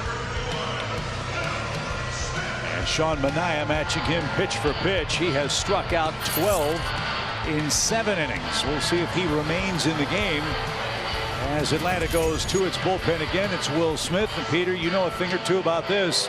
You have a bad night the night before, get right back on the horse and of getting better results. Yeah, it was just one bad pitch from Will last night. He pulled a fastball, tried to go up and away to Kim and pulled it middle, and he was able to hit a ball into their dugout. But yeah, exactly right. You get back on the horse straight away, you come back in, you make some pitches, you get a clean inning, you get out of here. Great thing about baseball, right? You have a good day, you play tomorrow. If you don't, you play tomorrow. Yeah, but if as a hitter, I'm feeling really confident. I took him deep the night before. I'm saying, bring it in here, Peter. And Ha-Seong Kim took a strike from Will Smith. Kim is 0 for 2. He was robbed of a hit in the 5th inning. How big is that catch by Demerit, looking in a 2-1 game now? For Grisham, follow with a run scoring double for the only San Diego tally today. That's a great pitch there. He had him set up for the fastball up and away last night, and that's when he missed his location. I'll be interested to see what he goes with here. That's a great pitch. That's a great. Is that the curveball slide? It's hard to tell with Will. He throws two. The big board called it a slider. Whatever it was effective. The 0-2 is cued over the netting foul. And this was the game-changing moment in the game last night. The Braves had a 2-run lead until Kim did that. Yeah, you can see them. Travis set up, glove up and away, top right-hand side of the strike zone, and he just pulled it straight across the middle.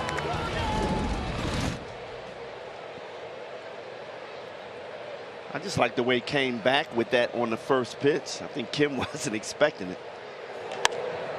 Popped him up. And Olsen and Ozzie will meet. It'll be the Braves' second baseman. Kim's retired. And there's the first out. I keep saying this, guys, but it's worth repeating. This odd start time. Sunshine and shade is a big part of this game. Now you've got a big strip of sunshine between the plate and the mound, and bright sunshine in straightaway center field. Is that ball strobing? It is. It is. And I'm telling you, if you're throwing changeups right now, you got an advantage. You throw a fastball up where his eyes can still see it, you're in trouble. So you got to keep the ball down in the zone right now. Trent Grisham has struck out, has a double, and an RBI. So 4 RBIs with his last 2 hits in this series. And to your point, Brian, strike one. Perfect pitch.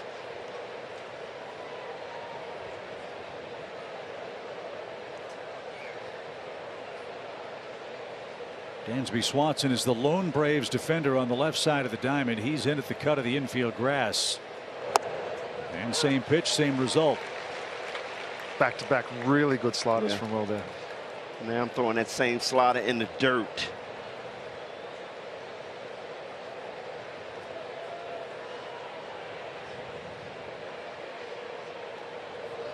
Nothing in 2.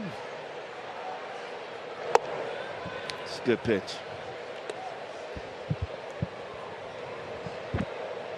So what's that set up now, BJ? What are you looking for now? I'm throwing a fastball in. Peter, you agree? Well, you said you were the pitcher, so I'm going to be the hitter, and I'm just going to unleash on something here. 1-2 count. There's the fastball in. Get him off the plate. I like it.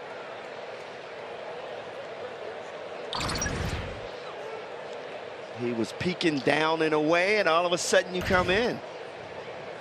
That's a product of you not wanting to miss over the plate again, too. Yeah. You can see that the last thing you want to do is try to pull that fastball. You're going to try to go in on Grisham. You don't want to leave it over the middle. That's the best miss for that pitch. But how about Grisham? Right there, you're struggling at the plate.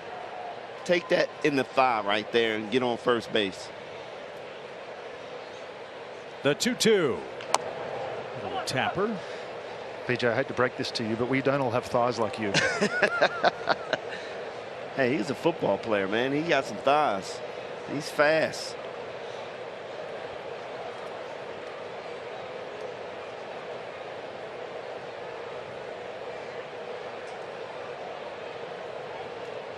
Traditional signs now. At least they were for the moment. Now d'Arnaud goes to the pitch com. That was interesting. And missed outside. Full count.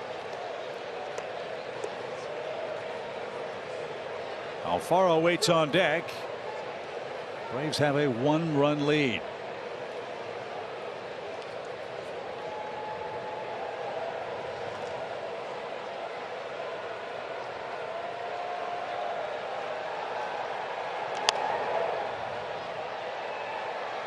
Off to the left behind the Padres dugout.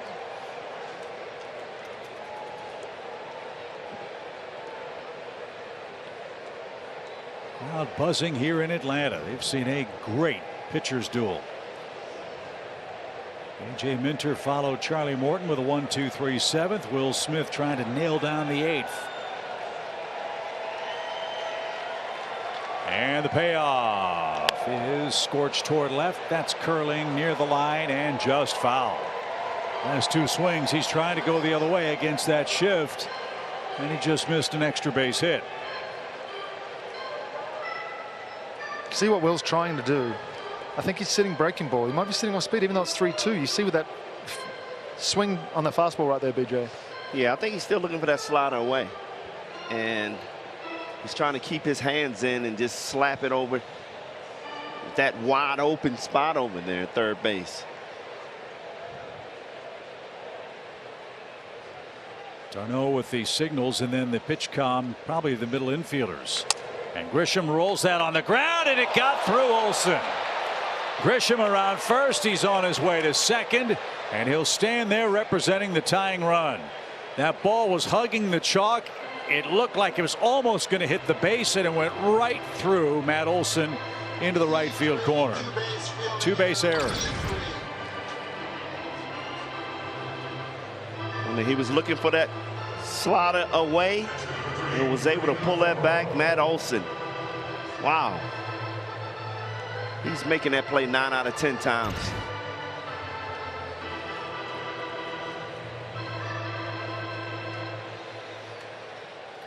So the Padres in business in the 8th inning. Here's Alfaro. He has singled and flied out.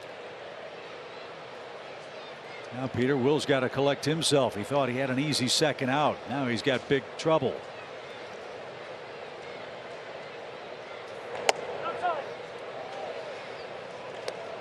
Yeah, this is where you got to bear down and make a pitch. Kenley Jansen started to play catch out there in the bullpen. Will Smith still has the job to get through Cronenworth, I would say. Cronenworth is on deck. Profar would follow him. Braves don't want to see Profar until the top of the 9th. Grisham's got a good lead. Braves shift for Alfaro, and that's taken low. Ball 2. 2-0 the count.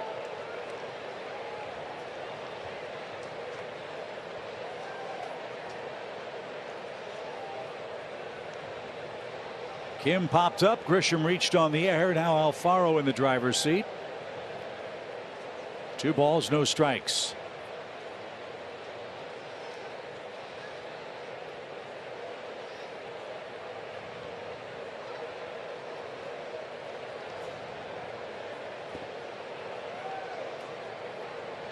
Kenley Jansen is getting loose.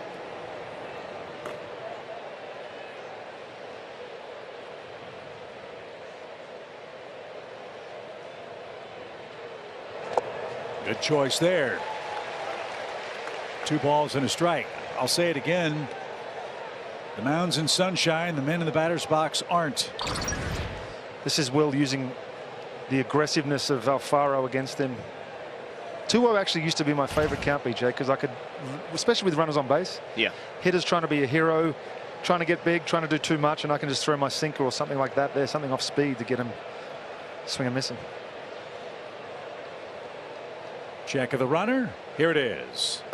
That got away from Darno, and the runner to third on a ball to the backstop.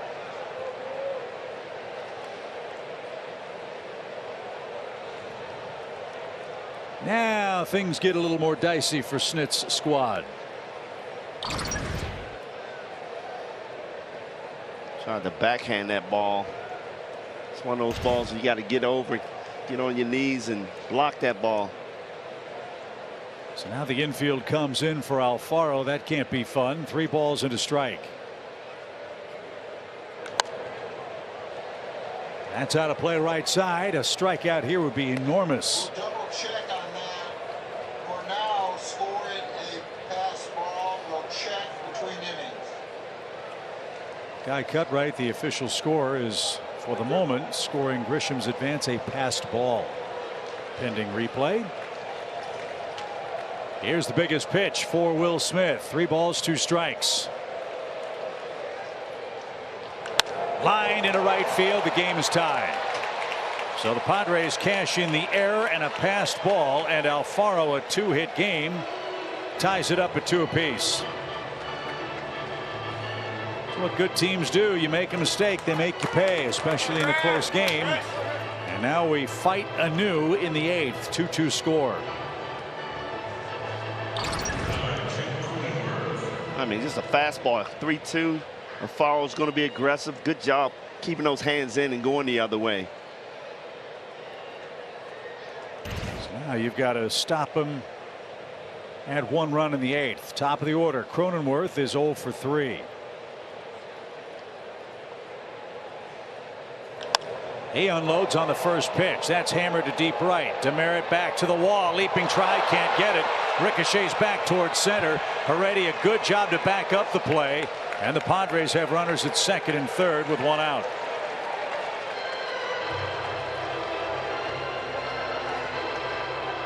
You know, you look back at last night's game, Dansby makes an error, and this team really capitalized. And today, another error made, and they just bear down in those situations. Great effort by Demerit. Wow, yeah. He went a long way. Well, now you've got a real problem. Jurickson, Profar, and Manny Machado are lurking. Infield comes in. They play a shift on Profar. Jansen continues to play catch in the Braves bullpen as Will Smith gets ready. And that's downstairs.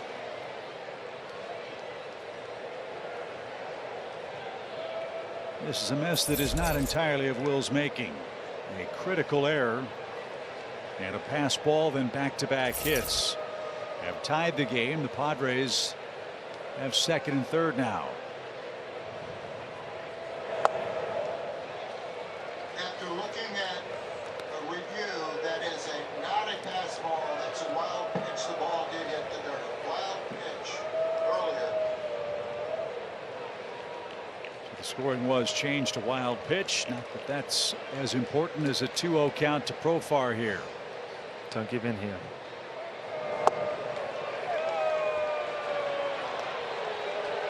This looks like the unintentional intentional walk for me. He hasn't really given him anything to hit. Machado's on deck. You got Kenley and warming up in the bullpen. Decisions to be made here.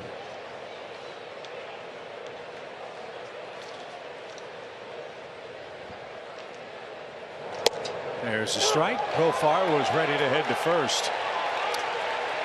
Well, there's no way Smith's going to face Machado.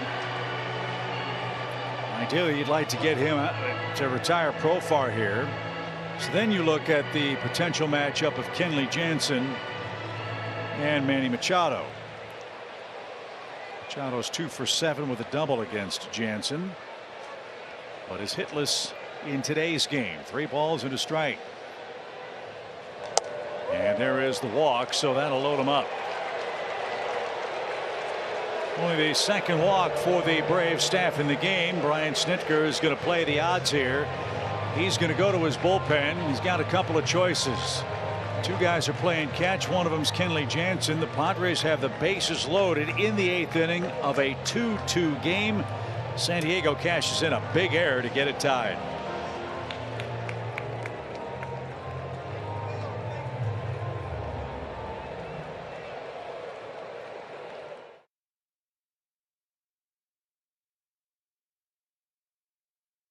Visit your local Toyota dealers today. Toyota, let's go places. The Georgia Lottery. Today could be the day. And by Yellowwood. If it doesn't have this yellow tag, you don't want it.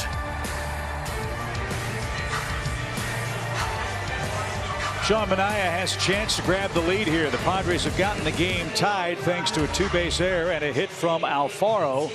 Bases loaded, 1 out for San Diego, and Kenley Jansen, guys, is on to face Manny Machado.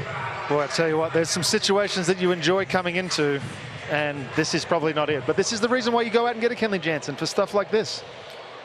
Well, Manny Machado loves the first pitch, hitting almost 600 on the first pitch. He is, however, their team leader in double plays. He's hitting to 4 of them.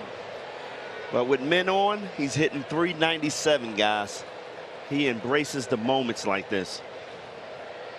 And there's a lot of head-to-head history between Kenley Jansen and Manny Machado as the big right-hander stares him down, and Machado steps out. Braves had command of this game. Looked like they were going to have 2 outs, nobody on in the 8th inning, but an error got a rally started. And now they're loaded in a 2-2 game with 1 out. First pitch, ground ball, Riley. Second base, throw it away into right field. 2 runs are going to score. And San Diego takes the lead.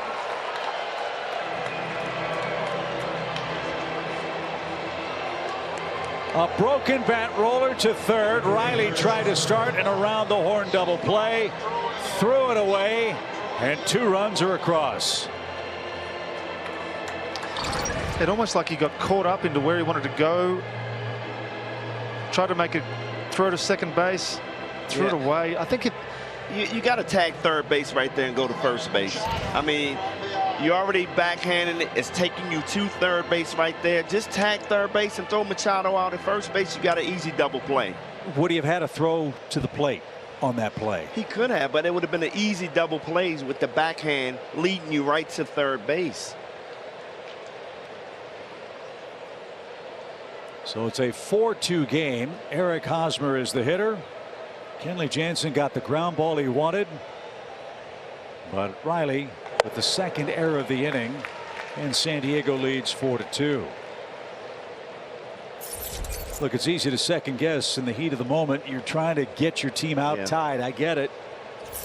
But I would guess if Riley had a chance to do that again, either step on the bag, throw to the plate, or even across to first and limit the damage to 1 run. Instead, they're at first and third. 3 runs are in and still only 1 out. it looked like from the replay that, you know, everything moves so quickly that the decision had to be made whether it was going to be quicker to step and throw to second or try and run to third base and make that throw to first. Yeah, but when you're backhanded, you got to come across your body to throw back. I mean, the smart play is just to tag third bases, and your momentum is going that way. And then reset your feet and strong throw to first base. And maybe that's why he didn't think he had to play at third, because his momentum was taking him toward the line. Won't know till afterward. No balls and a strike for Hosmer. That one's tapped up the middle. Ozzy's got it, steps on the bag, throw to first, and safe. Hosmer beats the wrap, and the Padres get another run. Ozzy and Dansby almost collided at the second base bag. Don't know if that cost him a step on the bang bang play at first, but Hosmer puts it in play, and San Diego has a 4-run eighth. San Diego continues to do the little things, put the ball in play, running out of the box, and that is a close play right there at first base. Yeah, he got there. Bang bang. So in this 8th inning, hate to say it, the Braves defensively are the architects of their own demise. Couple of errors have led to 4 San Diego runs and a 5-2 lead. Kenley Jansen has thrown 3 pitches. I think he's gotten 2 ground balls and only 1 out.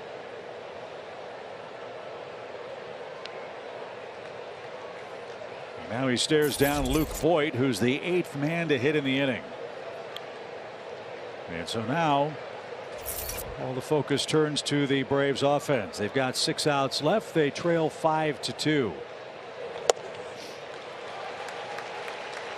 Interesting timing with the runner on first there. He took a long time to get to the plate.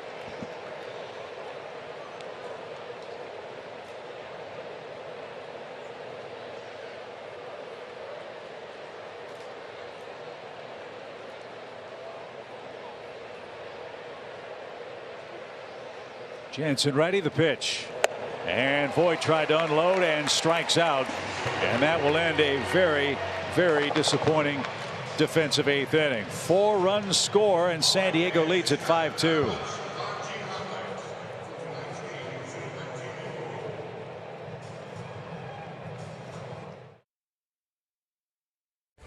Xfinity. Supercharge your home with supersonic Wi-Fi, unbeatable internet, only from Xfinity. And by the All-South Highway Safety Team. Play it safe. Slow down. San Diego takes a 5-2 lead heading to the bottom of the 8th inning. When the Braves get home, the Phillies will be at Truist Park for a 4-game series starting May 23rd. And that series is built by the Home Depot. On May 26th, the first 15,000 fans will get a Freeze bobblehead presented by Racetrack. Get your tickets today at Braves.com. Manaea back to work. He's approaching his high in pitches this year, 110. He's about to throw his 100th. And it's to Adam Duvall, who's going to pinch hit for Guillermo Heredia in the Atlanta 8th. Braves led 2-1 a moment ago. Now it's 5-2. Thanks to 4 runs for the Padres in the 8th inning. Pete, are you a little surprised that Manaea's still in the ball game after that long inning, after throwing 7? No, I feel like this is, I mean, we were early in the season, so maybe he's comfortable enough where he's got to the point. He threw 110, you said a couple outings ago? Yep. Well, he's only faced one more man than the minimum over the last 4 innings. The man has struck out 12 hitters. He's gotten a couple of double plays to help his cause. We're well and truly past that third part of the lineup where guys usually struggle. So if you're able to get through the lineup the third time.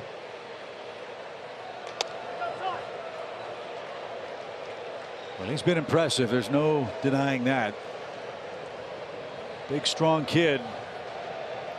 Trying to win his 3rd game and avenge a loss in his last outing against the Marlins.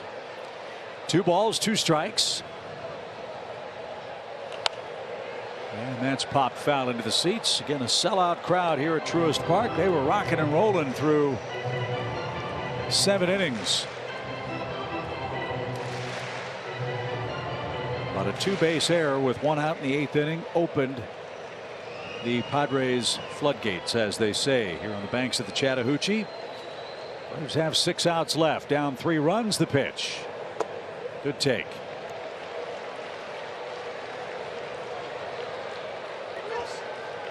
Steven Wilson is warming up in the Padres bullpen. Adam Duvall coming off a 2-hit game last night. Look like he's starting to settle in. Yeah, Adam not in the starting lineup for the Braves today. Trying to lead off the 8th. Padres shift on him. Full count pitch. And he lost him. There's the start. Leadoff man on. That's about the only blemish for Manaea. Just his 2nd walk to go with 12 strikeouts. And now, quick message from Landmark. Hi friends, I'm Chip Carey, in between innings for Landmark More. Landmark's hitting it out of the park every day. That's why they're #1, because nobody beats the Giant. Nobody.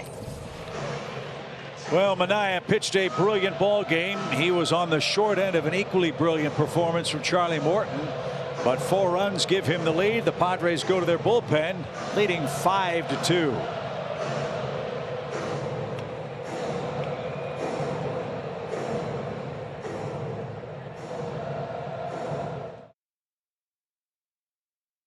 Excellent in his first 14 games. Big kid, big arm.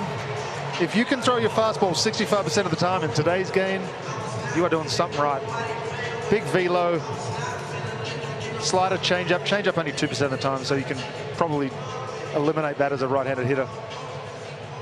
Yeah, but you look at a guy like him, 96-mile-an-hour fastball, then all of a sudden he comes with an 83-mile-an-hour slider. That's speed differential there is huge. Well, you got the right guys up. Demerit's got 2 hits. Olson's got a homer. Albies has an RBI double. 3-run game. You've got 6 outs left. And that way high. 1 ball, no strikes. This ballpark was so loud a moment ago, you can hear the pin drop. Every pitch taking on such greater importance and urgency as the Braves trying to rally back in this 5-2 game.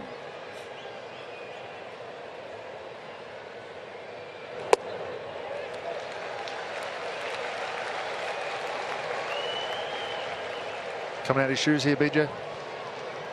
No, you're down 5-3. Need base runners here. And it'd be so poetic if. I mean 5-2. I'm sorry. Be so poetic if Demeric could reach and Olson could hit a homer. Get it tied. He's on deck. 2 balls, no strikes. High fly ball, well hit toward left center, but Grisham's got a beat on that. And he's going to make the play. No advance. And there's the first out. So here's Matt Olson, our Yellowwood bringing the lumber feature. He homered earlier today, a solo shot in the first.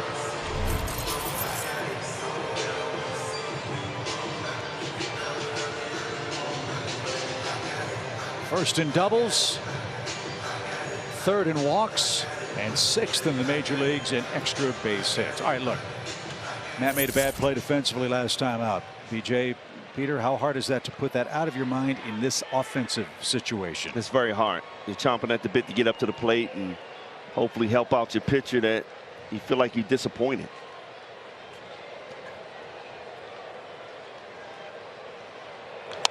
Good cut and fouled back.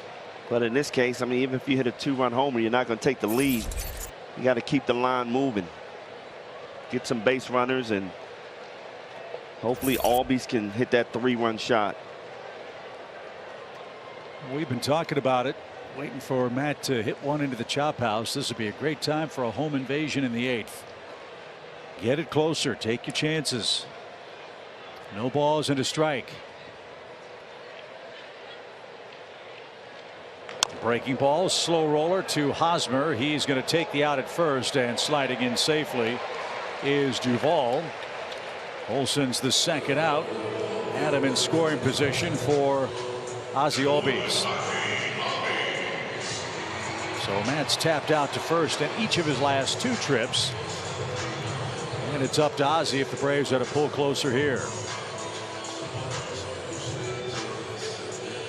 Look, in 2-out situations, Atlanta's been outscored 66-50.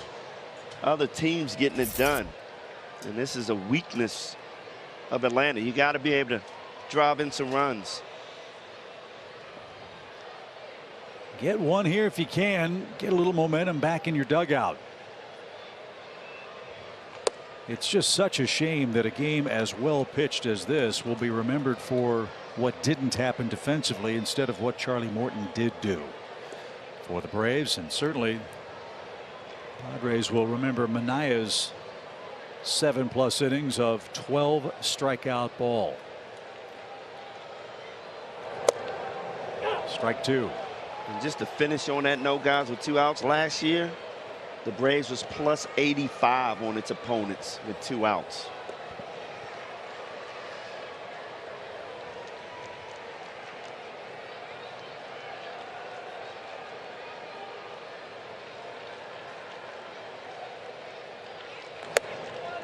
Good take. Again, you get Ozzie on. Chance for Ozuna to provide a redeemer. Marcel is on deck. Braves are running out of outs. They've got 4 of them left.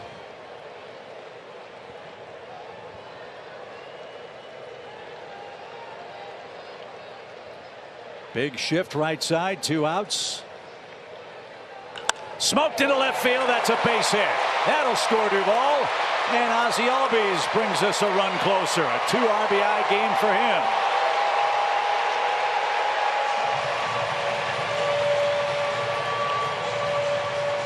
And now Atlanta brings the tying run to the plate. Good piece of hitting by Albies there. Didn't try to do too much. Got a fastball away and just put the head of the bat. Went right with it.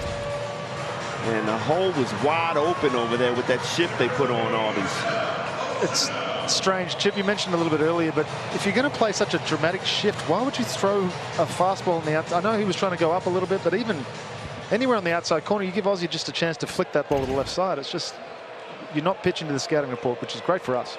I would love to see more of that done by the Braves offense. Big hole right side for Ozuna with 2 outs.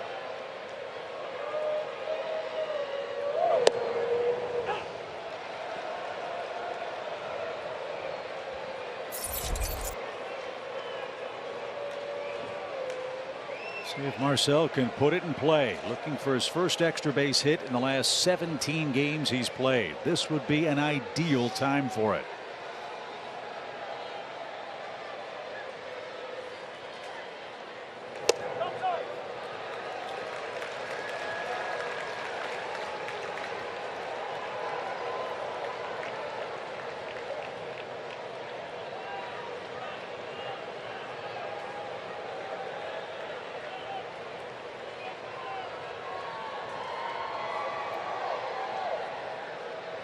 A ball and a strike.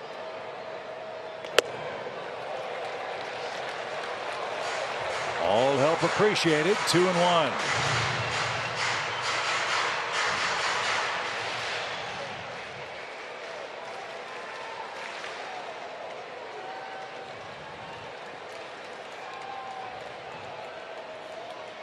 The right-hander ready. Ozzie a short lead. The pitch. Taken low. 3-1.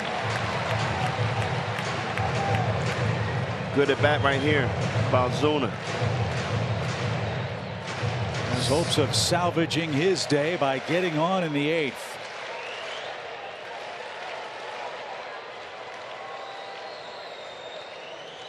Check of the runner. Pitch.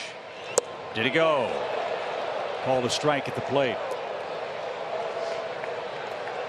Well, one advantage for Atlanta with 2 outs and a 3-2 count. Ozzie Albies will get a head start.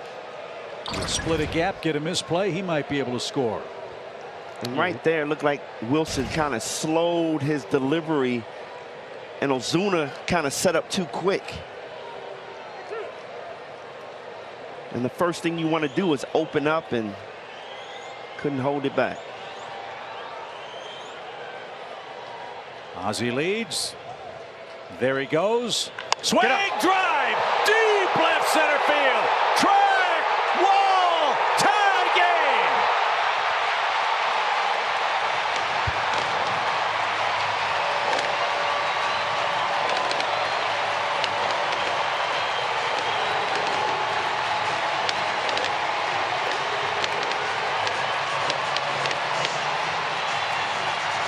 And did Marcell Ozuna ever stop and admire that blast? His last homer came in San Diego. He hit that one a country mile to left center field, and the Braves come off the deck with 3 in the 8th to tie it up. Wow. The pitch before, his timing was off, and all of a sudden that timing was perfect. Big time yah. And all the work of Manaea out the window. Can't win it. It seems only fitting after the 2 performances by the starting pitcher that we end up with a no decision for both. It's perfect. Well, you've come this far. Let's add to Wilson's book of regrets. Take the lead. 5-5 game. And a strike.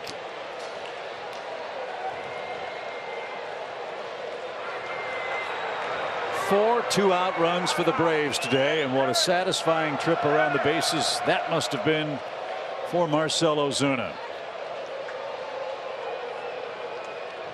It's 0-2. When this team is at its best, even when they don't have their best days, they find a way to give themselves a chance to win. They've done that with 2 outs in the 8th. A mammoth home run by Ozuna. Ouch. Oh, no. Where'd that get him? That looked like the wrist chip. And remember, Darno had the thumb problem last year. He didn't want George Poulos to come out and check him out, but he's going to. After the home run, Darno gets smoked.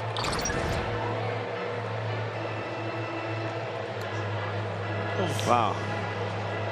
Right on the wrist. I mean, was it the hand or the wrist? I thought it was the hand. Maybe hopefully that fatty part of the. Yeah, I hope it wasn't that bone. Oh my goodness. We talked about this with Contreras, the DH.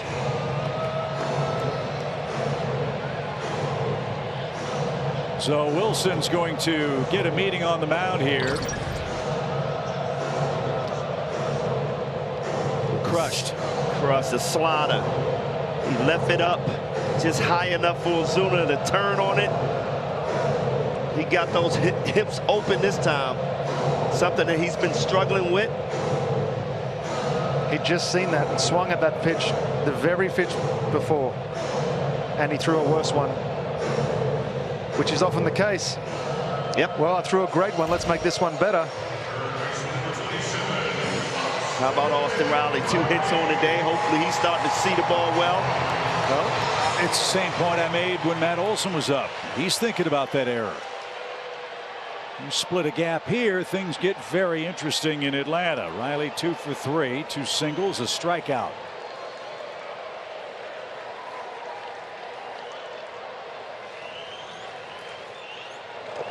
That's going to pop away from Alfaro. Now you're in a spot where a single could give you the lead. It's been the rap on Alfaro. His blocking ability behind the plate sometimes suffers. That's a critical spot in this game. d'Arnaud in scoring position for Riley.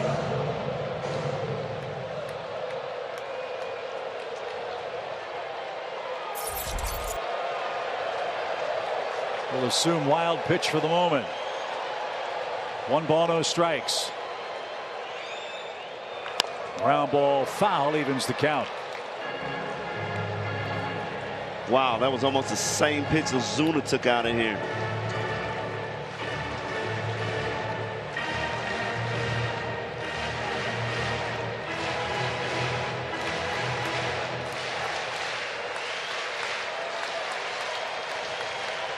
A lot of room in left center.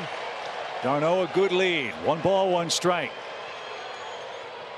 Swing, line drive, left center field. That ball is down. Riley comes through. He's on his way to second. Braves have the lead.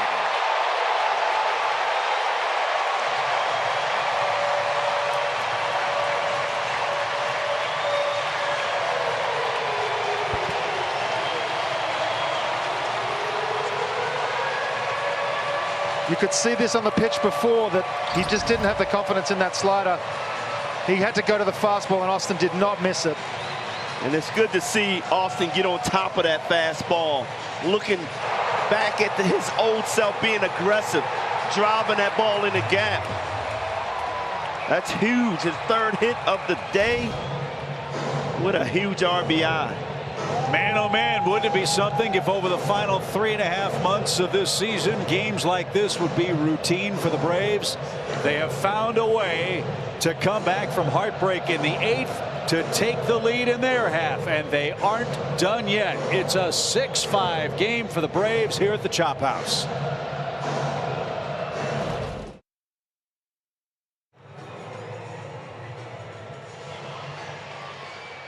The Braves have found a way.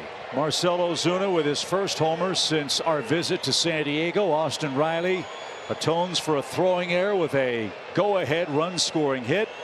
And the Braves looking for some more insurance. Now enjoy a 6-5 lead. What a wild game. This was 2-1 through 7. Pitchers in absolute control. In the 8th inning alone, 8 runs have scored. Focus on the bullpens, I guess, BJ. Definitely the bullpen, but how about this? I was just talking about the 2-out runs. The Braves just added 5 today. So, man, we saw it all last year. I mean, that's huge. Good to see Ozuna and Riley start to pick it up. Good to see the middle of the order have a big day, something that's been missing for the Braves in recent days. As Nabil Crismatt is on the mound and got Dansby to swing and miss. That ball had some funky action, but the Braves score 4 times in the 8th inning to take the lead. Kenley Jansen back out there to try to save it for Atlanta.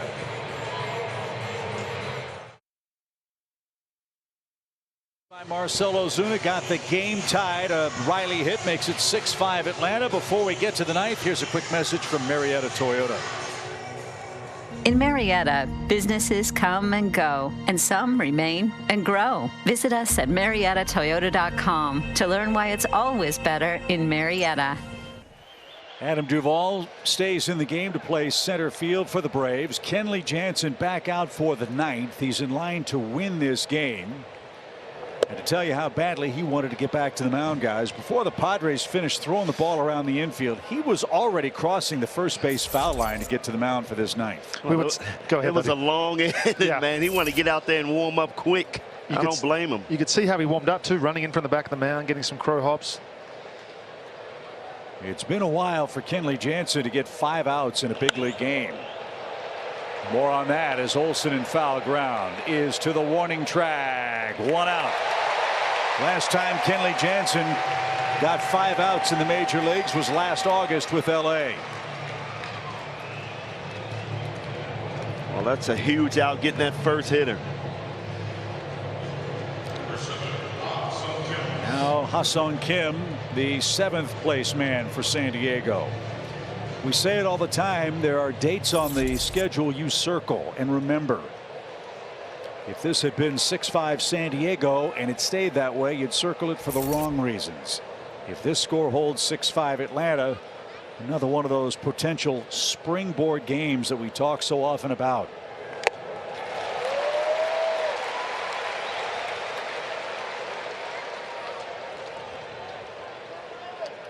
Kim got rid of the protective gears. He was a little late. That's why I never wore that, Peter. You swing hard, they're coming off. No balls and a strike for Ha-Sung Kim, the shortstop. Check swing. Kenley's got it. He'll take it himself. Athlete. 2 out. That's why we're athletes, right there. Case in point. We don't need first baseman. Look at us go. Why take a chance, huh?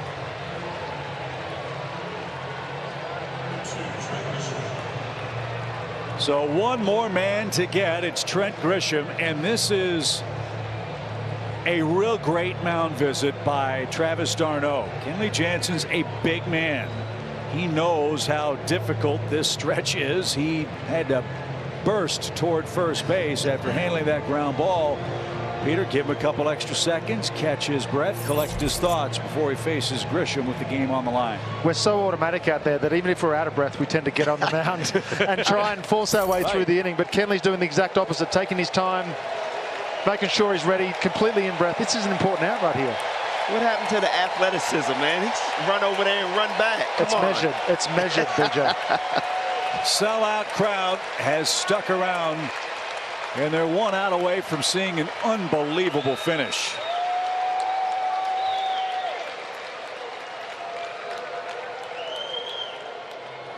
Strike at the knees.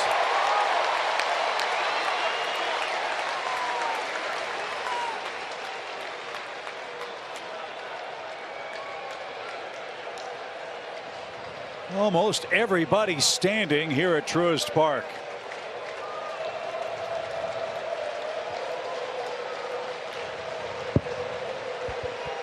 The right-hander ready, brings it, and up and away. You've got Alfaro waiting on deck. Braves want to see him tomorrow. Even though Jansen's back out for his 2nd inning, look how efficiently he is working. He's thrown just 12 pitches, 9 strikes.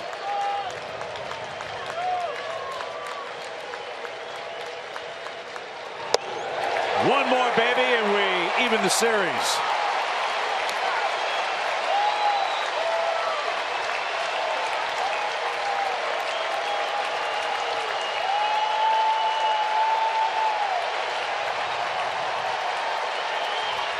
The crowd will tell the story.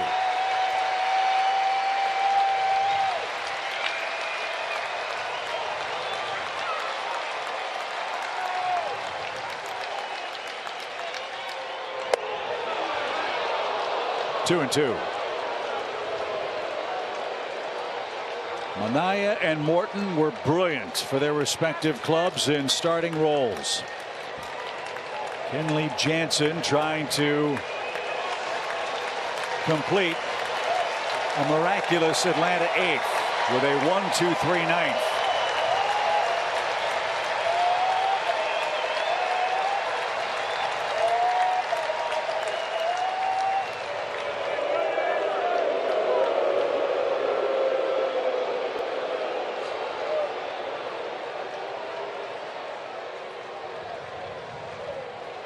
And now Darno and Jansen want to make sure they're on the same page. Again, not sure if Kenley's using the pitch com or not with Darno, but he knows the importance of keeping Grisham off base in this 9th inning. 2 balls, 2 strikes.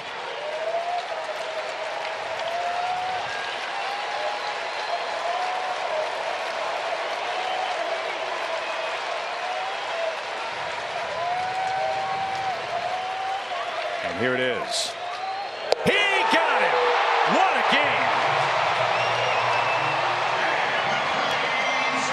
In the 8th, the Braves tried to give it away in the top. And fellas, they ruthlessly and relentlessly took it away in the bottom half and stunned the Padres to even the series at a game apiece. What a fantastic finish. Yeah, last year we always see this team